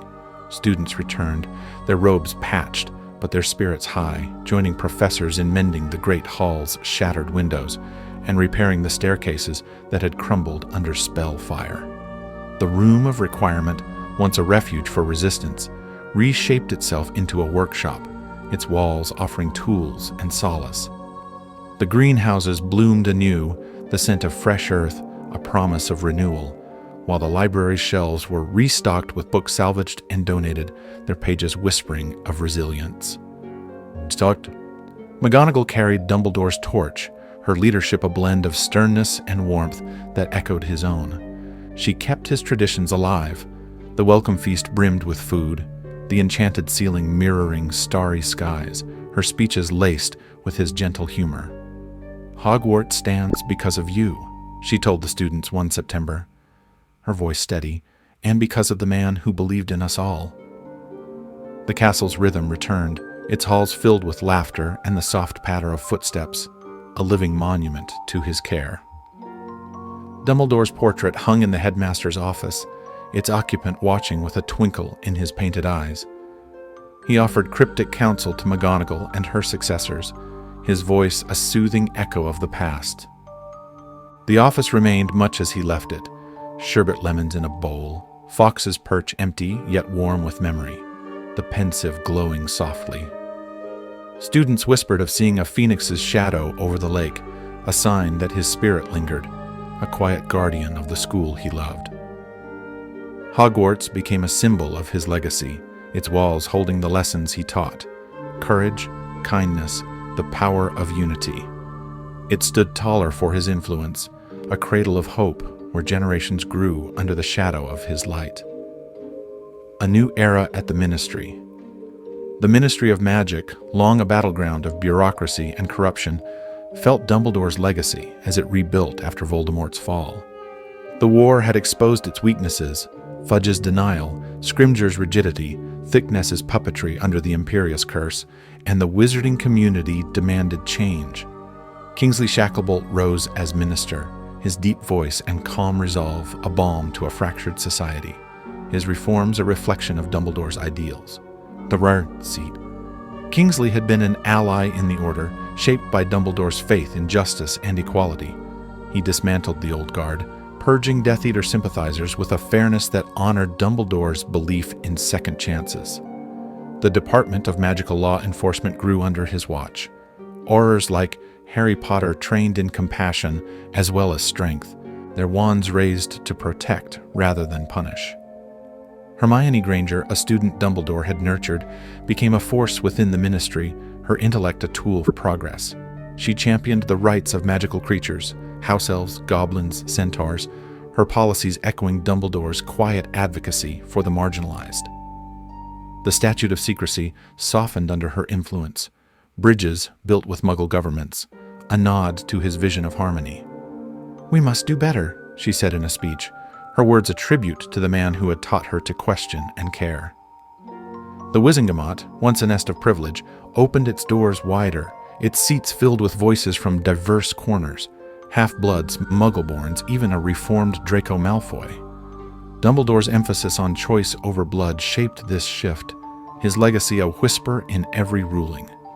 The Ministry's corridors, once cold and echoing, warmed with purpose, their walls adorned with plaques honoring the fallen, including one for Dumbledore, his name etched in silver. This new era was his gift, a government reshaped by the values he lived: integrity, unity, the belief that power should serve, not rule. His influence lingered in the quiet efficiency of its halls, a steady hand guiding the wizarding world toward light. The Order's lasting echo. The Order of the Phoenix, Dumbledore's creation, dissolved in peacetime, its members scattering to lives of quiet recovery. Yet, its echo endured, a legacy of resistance and hope that rippled through the years. Those who had fought under his banner carried his lessons forward. their bonds a testament to his trust. Remus Lupin and Nymphadora Tonks left a son, Teddy, raised by Andromeda Tonks with Harry as godfather. Teddy grew with stories of Dumbledore's kindness, his blue hair a splash of joy in a world healing from loss. The Weasleys rebuilt the burrow, its crooked charm a haven where Molly's fierce love and Arthur's gentle curiosity reflected Dumbledore's warmth. Their children, Ron, Ginny, and beyond, lived lives marked by his courage, their laughter a tribute to his joy.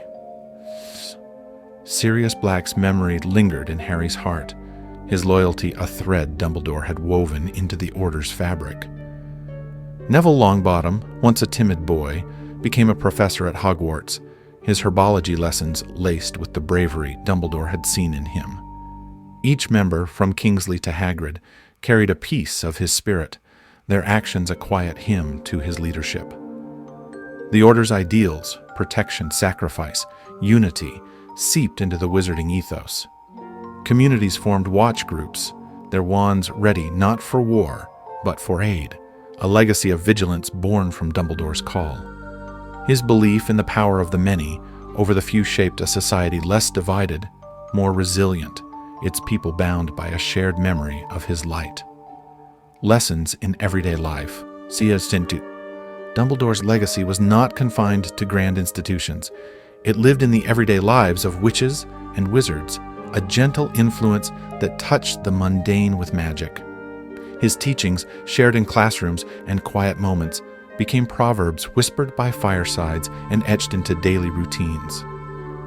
Parents told their children, "It is our choices that show what we truly are," a lesson from Harry's second year that guided young hearts through decisions big and small. Shops in Diagon Alley offered sherbet lemons, their tart sweetness a nod to Dumbledore's whimsy, a treat that brought smiles to weary faces. Knitting circles formed, their needles clicking in patterns he'd admired, a quiet hobby that wove communities closer. Onirgisi, his emphasis on love as the greatest magic, softened old prejudices. Pure-blood families like the Malfoys, once rigid, opened their doors to Muggleborns, their children playing together in fields once divided. Schools beyond Hogwarts adopted his ethos. Beauxbatons and Ilvermorny taught ethics alongside spells, their curriculums a tribute to his belief in character over power. Hagrid's creatures, hippogriffs, thestrals, found kinder treatment, their habitats preserved by laws Hermione pushed, a reflection of Dumbledore's care for all life. Even the house elves, freed by her reforms, spoke his name with reverence, their freedom a legacy of his quiet respect. These small acts were his truest mark, a legacy that drifted through the wizarding world like a soft breeze, touching lives with kindness and hope. His words, his quirks, his faith in goodness became a lullaby for a society at peace, a legend in memory. As decades passed, Dumbledore's legacy grew into legend, a story told and retold until it shimmered with the glow of myth. Books filled shelves, Albus Dumbledore, a life asterisk by Elphias Doge, a gentle tribute, asterisk the lies of Albus. Dumbledore, asterisk by Rita Skeeter, a skewed tale softened by time. Historians debated his secrets, his victories, but all agreed on his impact, their words a quiet chorus of reverence. Memorials dotted the landscape, a statue in Hogsmeade, its bronze robes flowing, a sherbet lemon in its hand, a grove near the Black Lake, its trees whispering his name in the wind. Wizards visited his tomb, leaving flowers or pausing in silence, their children tugging at robes to ask, "Was he real?" Grandparents nodded, their voices soft as they recounted his deeds, their tales a soothing thread through the night. Hogwarts remained his greatest monument, its towers piercing the sky, its spirit unbroken. Students spoke of him in hushed tones, their laughter echoing where he once walked.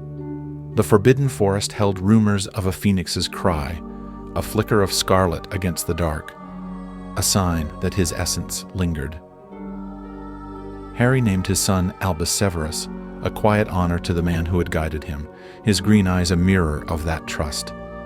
Teddy Lupin grew with his wisdom, his laughter a ripple of Dumbledore's joy. The wizarding world carried his name forward, a blessing on lips young and old, a legacy that stretched into the stars. Dumbledore became a legend not for his power, but for his heart, a man who loved, erred, and persevered. His story drifted through time, a gentle lullaby that carried the wizarding world into dreams of peace. The Eternal Teacher. Dumbledore's legacy was, at its core, that of a teacher, an eternal guide whose lessons outlasted his years. He taught that magic was a tool, not a master, its worth measured by the intent behind it. He showed that love could shield where spells failed, a truth proven in Harry's survival. He believed in redemption, offering chances to Snape, Draco, even Grindelwald, his faith a quiet force that mended broken souls. It seems. His influence was a river flowing through Hogwarts, the ministry, the lives of those he knew. It shaped a world less afraid, more open, its people bound by a shared memory of his light. His mistakes, his youthful ambition, his silences, were lessons too, a reminder that even giants stumble and rise. As we rest in this legacy, it wraps around us like a blanket, warm and soft.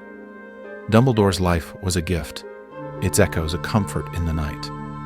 His teachings linger, a steady hand guiding us toward kindness, a whisper of hope that carries us to sleep. Part 9. Dumbledore's Final Years and Farewell, The Shadow of the Ring. By the summer of 1996, Albus Dumbledore's life had entered its final chapter, a twilight marked by both resolve and fragility. The wizarding world stood on the brink of the Second Wizarding War, Voldemort's return casting a chill over the land, and Dumbledore, now in his 115th year, felt the weight of time pressing against him. His silver hair flowed long and white, his beard a cascade that brushed the hem of his starry robes, and his blue eyes, though still piercing, carried a weariness softened by an unshakable calm. The turning point came with the discovery of Marvolo Gaunt's ring, a Horcrux hidden in the ruins of a shack in Little Hangleton. Dumbledore had traced its path through years of quiet investigation, his mind weaving threads from Tom Riddle's past, his mother Merope, his grandfather Marvolo, the murder of his father. He ventured alone to retrieve it, his wand steady as he unraveled the dark enchantments guarding the relic. The ring gleamed in his palm, its black stone etched with a symbol he recognized, the sign of the Deathly Hallows, the resurrection stone he had sought in youth with Gellert Grindelwald. In a moment of weakness, a rare lapse born of longing, he slipped the ring onto his finger, yearning to see Ariana, Kendra, Percival, the family lost to him. The curse within struck swiftly, a dark fire that blackened his hand, its poison seeping into his veins. He countered it with a spell of containment, his magic a shield against the inevitable, but the damage was done. Severus Snape, summoned in haste, confirmed the truth. The curse would claim him within a year, its slow burn a sentence he could not escape. Dumbledore accepted this with a quiet grace, his voice steady as he spoke to Snape by the firelight of his office. "It is a fitting end," he said, his tone soft, "for one who has sought to understand death." He asked Snape to end his life when the time came, a pact to spare Draco Malfoy the burden, and ensure Harry Potter's path remained clear. The decision was a secret kept between them, a bond of trust woven in the shadow of his fading strength. The ring's curse marked the beginning of his final years, a shadow that lingered as he moved through his days. Yet, it did not dim his purpose. He wore a glove to conceal the blackened hand, his smile unwavering, his spirit a beacon for those who depended on him. The resurrection stone, freed from its curse, was tucked into a snitch for Harry, a gift wrapped in riddle, a quiet farewell to a dream he had surrendered. Guiding Harry through the dark. With his time dwindling, Dumbledore turned his focus to Harry Potter, the boy who carried the wizarding world's hope. The summer of 1996 found them together at the Burrow, the Weasleys' crooked home, a haven of warmth amid the gathering storm. Dumbledore arrived under a sky streaked with dusk, his robes shimmering faintly, his presence a comfort to Molly's bustling worry. He sat with Harry by the hearth, the crackle of the fire a soft backdrop as he spoke of Horcruxes, vessels of Voldemort's soul, and the task that lay ahead. Their journey deepened that year, a mentorship woven through quiet moments and perilous quests. In the headmaster's office, surrounded by whirring instruments and Fawkes's gentle trills, Dumbledore shared memories in the Pensieve, Tom Riddle's orphanage, his Hogwarts years, the murders that fractured his soul. His voice was a soothing tide, guiding Harry through the dark tapestry of Voldemort's life, each revelation a step toward understanding the enemy they faced. The cave by the sea was their crucible, a mission to retrieve Salazar Slytherin's locket in the winter of 1996. They traveled under a moonless sky, the air sharp with salt and secrets, the cliffs looming like silent sentinels. Dumbledore led Harry across the water, his wand illuminating the crystal cave, its walls glinting with an eerie beauty. The potion within the basin was a trial he took upon himself, his hand trembling as he drank, his mind assaulted by visions of Ariana's death, Grindelwald's betrayal, the guilt he carried. Harry's steady presence, feeding him the bitter liquid, was a lifeline, their bond a quiet strength in the gloom. If he could eat. He returned to Hogwarts weakened, the potion's toll a heavy shroud, yet his resolve held firm. "You are stronger than you know," he told Harry, his voice a whisper of pride, his hand resting briefly on the boy's shoulder. He withheld the full truth, that Harry was a Horcrux, knowing the weight would crush him too soon. Instead, he offered trust, a gentle nudge toward the path he must walk alone. These final months with Harry were a gift and a burden, a dance of guidance and restraint. Dumbledore's eyes twinkled with faith, his lessons a lighthouse in the fog, preparing Harry for the war's end, even as his own light dimmed. Hogwarts under siege. As 1996 bled into 1997, Hogwarts faced its own trials, a reflection of the chaos beyond its walls.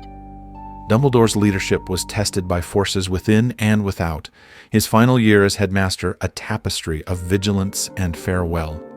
The ministry, under Cornelius Fudge's faltering grip, had fallen to denial, sending Dolores Umbridge the previous year to stifle the truth of Voldemort's return. Though she was gone, her shadow lingered, replaced by a growing unease as Death Eaters tightened their hold on the world outside. Within the castle, Draco Malfoy bore a secret burden, tasked by Voldemort to kill Dumbledore. The boy's pale face and haunted eyes told a story of coercion, his attempts, cursed necklaces, poisoned mead, clumsy yet desperate. Dumbledore watched from a distance, his heart aching for the young Slytherin, his mind tracing the threads of Snape's vow to Narcissa Malfoy. He chose not to intervene directly, trusting Snape to shield Draco from the act, a quiet mercy woven into his plans. The castle's defenses held under his care, its wards shimmering invisibly, its stones humming with his magic. He walked its corridors late at night, his steps slow, his gaze lingering on the portraits, the tapestries, the students who slept unaware. The great hall brimmed with life despite the tension, its feasts a defiance of the dark, his speeches a balm to restless spirits. "We find strength in each other," he said one evening, his voice a steady pulse, "and in the light we carry within." Yet, the siege crept closer. On June 30th, 1997, Death Eaters breached Hogwarts through a vanishing cabinet, their footsteps echoing in the silence. Dumbledore, weakened by the cave, faced them atop the astronomy tower, Draco's wand trembling before him. He spoke softly, offering the boy a chance at redemption, his calm a shield against the chaos. Snape's arrival, the killing curse a flash of green, was the end he had chosen, a death to protect, not to destroy. Hogwarts mourned, its rhythm faltering, but his final act ensured its survival. The castle stood as a bastion, its spirit unbroken, a testament to his care in those last shadowed days. A farewell prepared. Dumbledore's final years were a quiet preparation for farewell, a time of reflection and resolve. He knew his end approached, the curse's slow burn, a clock ticking in his veins, and he faced it with a serenity born of a life well lived. His office remained a haven, its shelves a gallery of his journey. Books from his youth, gifts from students, the pensive glowing with memories he sifted through one last time. He penned letters in those waning months, his script steady despite the tremor in his hand. To Harry, he left words of encouragement, tucked into the snitch with the resurrection stone. To Snape, a note of gratitude for the burden shared, a quiet absolution. To the Order, instructions veiled in hope, a guide for the battles ahead. Each was a thread in the tapestry of his goodbye, a gift to those he loved. Nights found him by the window, the stars a vast canvas above the black lake. He traced their patterns, his mind drifting to Ariana's smile, Grindelwald's laughter, the faces of students long grown. "Have I done enough?" he murmured once, his voice a whisper to the dark, his breath fogging the glass. The stars offered no answer, but their light was a comfort, a silent promise of peace. Fawkes sang softly in those final days, his melody a lullaby that eased Dumbledore's weariness. The Phoenix's loyalty was a bond unbroken, a warmth that wrapped around him. As he sat by the fire, his thoughts a gentle tide. He spoke to the portraits, their voices a chorus of the past, their wisdom a quiet companion in his solitude. His last day was unremarkable. A walk by the lake, a lesson with Harry, a moment of laughter with McGonagall over tea. He climbed the astronomy tower with a steady step, his robes catching the breeze, his heart at rest with the path he had chosen. When Snape's curse struck, it was a release, a farewell he had prepared with care, a final gift to the world he left behind. The morning and beyond. Dumbledore's death rippled through the wizarding world, a wave of sorrow that touched every corner. The funeral by the lake was a gathering of quiet grief, the air thick with the scent of flowers and the sound of Fawkes' lament. Harry stood with Ron and Hermione, their young faces etched with loss, their hands clasped in silent strength. McGonagall led the school, her voice breaking as she spoke of his light, her resolve a tribute to his trust. The white tomb rose, its marble a serene marker, the crowd watching in stillness as flames gave way to stone. Wizards from distant lands, Fleur's family from Beauxbaton, Victor Krum from Durmstrang, joined the throng, their presence a testament to his reach. The Order stood vigil, their heads bowed, their hearts heavy with the task ahead. Beyond the morning his farewell lingered. Fawkes departed, his song fading into the sky, a sign that Dumbledore's spirit had moved on, yet his presence remained, in the castle's hum, the Order's resolve, Harry's determination. The wizarding world carried him forward, his tomb a place of pilgrimage, his memory a whisper of hope. In the quiet of that farewell, Dumbledore rested, his journey complete. The stars above shone brighter, a gentle canopy over a world he had shaped, a final embrace as his story drifted into peace. A life's echo. Dumbledore's final years were a testament to his essence, a man who faced death with the same grace he lived, his farewell a reflection of his love. He guided Harry, protected Hogwarts, and prepared his departure with a quiet dignity that belied his frailty. His life echoed in those last moments, a symphony of wisdom, sacrifice, and trust that resonated beyond the grave. As we rest in this chapter, his farewell wraps around us, a soothing tide of memory and light. His final years were a gift, a closing note that carried the wizarding world into a new dawn, a gentle lullaby to ease us into dreams where his presence lingers, eternal and calm. Final part, the eternal light of Albus Dumbledore, a life in reflection.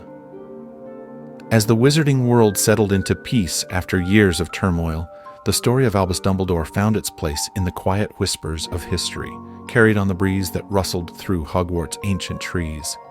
His life, stretching across more than a century, was a melody of light and shadow, a composition of brilliance and heartbreak that shaped an era. To look back on Dumbledore is to wander through a gallery of memories, moments of joy illuminated by his twinkling eyes, and others dimmed by the weight of his choices, each one a piece of the man who became a legend. He began as a boy in a humble cottage in Godric's Hollow, his mind a spark that outshone his years.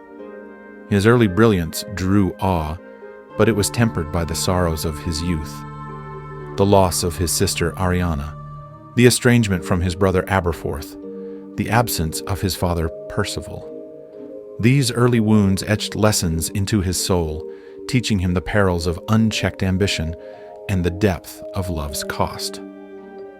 His friendship with Gellert Grindelwald, a fleeting dream of power, left echoes of regret that lingered through his days, a reminder of how closely greatness can dance with ruin. At Hogwarts, he rose from a gifted teacher to the heartbeat of the castle as headmaster, his presence a steady rhythm in its stone halls. He faced darkness with unwavering resolve, first Grindelwald's reign, then Voldemort's terror, his wand a shield for a world he held dear. His bond with Harry Potter became his final gift, a relationship built on trust and sacrifice, guiding a young hero through the storm with a gentle hand. Dumbledore's life was woven with secrets, the Deathly Hallows, the Horcruxes, the unspoken corners of his heart, mysteries he carried alone, their complexity a mirror to his spirit. Yet, his true magic lay in the connections he forged, the loyalty of the Order of the Phoenix, the affection of his students, the quiet strength he offered to all. His death was not an end, but a transition, his light passing into the hands of those he had nurtured. As we reach the close of his tale, we see a man who is both extraordinary and human, a reflection of our own struggles and hopes, a beacon that even in darkness, light endures. The echoes of his wisdom. Dumbledore's words were a gift that lingered long after his voice fell silent, a collection of gentle truths that floated through the wizarding world like petals on a stream.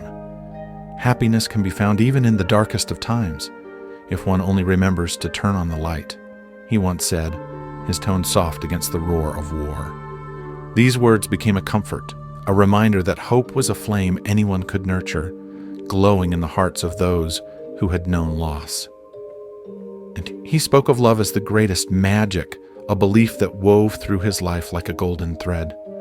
Do not pity the dead, Harry. Pity the living, and above all, those who live without love, he advised, his eyes reflecting a quiet sorrow. This wisdom mended broken bonds, softening old rivalries and lighting paths to forgiveness. It lived in the Weasleys' bustling home and in Draco Malfoy's slow redemption, a testament to its power. It is our choices, Harry, that show what we truly are, far more than our abilities, he told a boy marked by fate, his voice a steady anchor. This lesson freed generations from the chains of destiny, inspiring them to forge their own ways. Neville Longbottom's courage, blooming from a timid seed, was one of many flowers grown from this truth. Even his playful words left a mark. "Nitwit, blubber, oddment, tweak," he declared at a feast, his laughter a spark in the great hall. These oddities became a charm against gloom, a sprinkle of joy children carried into their lives. His wisdom flowed like a river, touching laws, lessons, and hearts, its gentle current carrying his voice into tomorrow. And Tsetsti, a world transformed. The wizarding world that rose from the ashes of war bore Dumbledore's imprint, its edges softened by his vision. Hogwarts remained its heart, a haven where magic was paired with meaning. The curriculum reflected his ideals, ethics taught alongside spells, Muggle understanding deepened, creatures honored rather than feared. The Sorting Hat sang of unity, its tune an echo of his hopes. The Ministry of Magic shed its old shadows, becoming a place of justice under voices like Hermione Granger's, its reforms a tribute to Dumbledore's call for fairness. House elves gained freedoms, centaurs shared wisdom, and the Wizengamot welcomed all bloodlines, a tapestry of equality he had dreamed of. Diagon Alley thrived with a blend of old and new, its wands, books, and hearths whispering his influence. Beyond Britain, his legacy rippled outward. Schools like Beauxbatons, Durmstrang, and Ilvermorny forged ties with Hogwarts, their halls ringing with his teachings.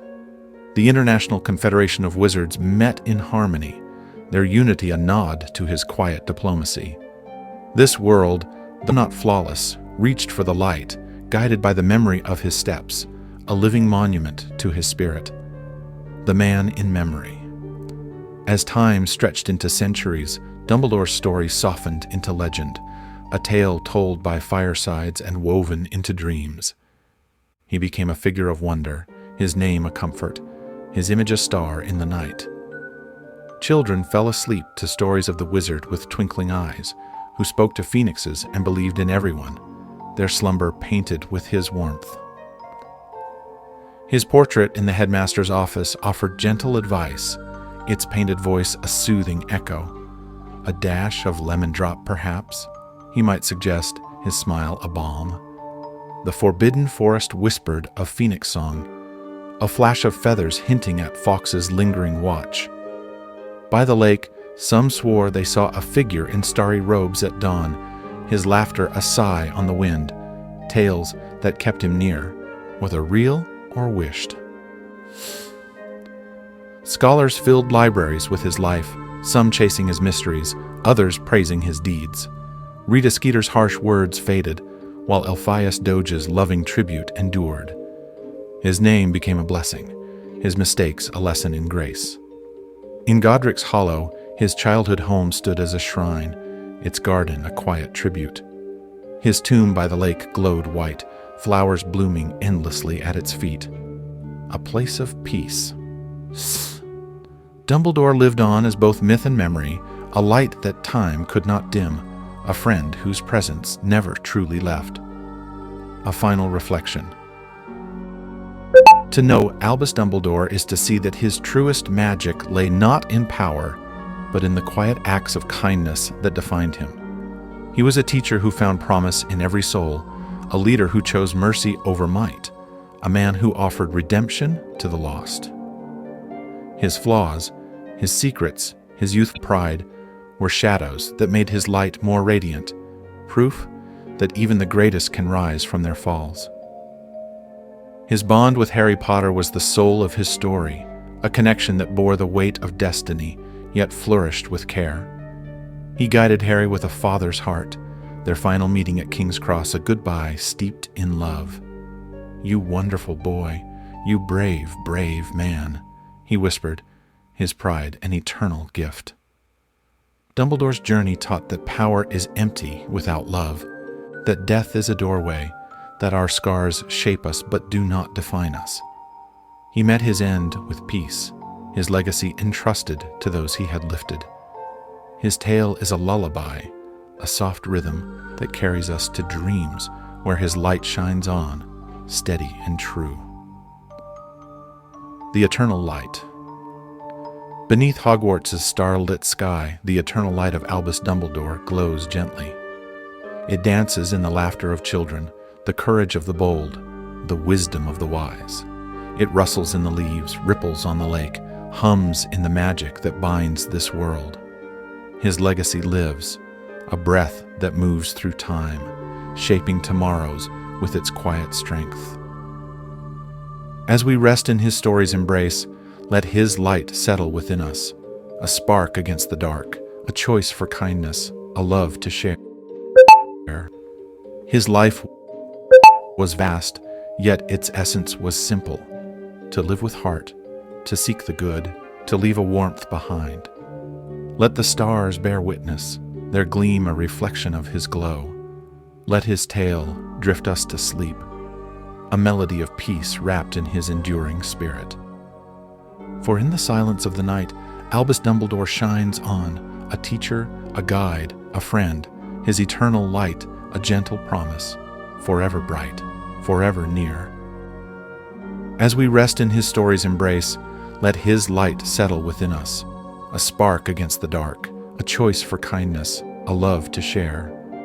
His life was vast, yet its essence was simple: to live with heart, to seek the good, to leave a warmth behind.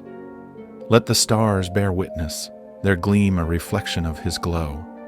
Let his tale drift us to sleep, a melody of peace wrapped in his enduring spirit. For in the silence of the night, Albus Dumbledore shines on, a teacher, a guide, a friend, his eternal light, a gentle promise, forever bright, forever near.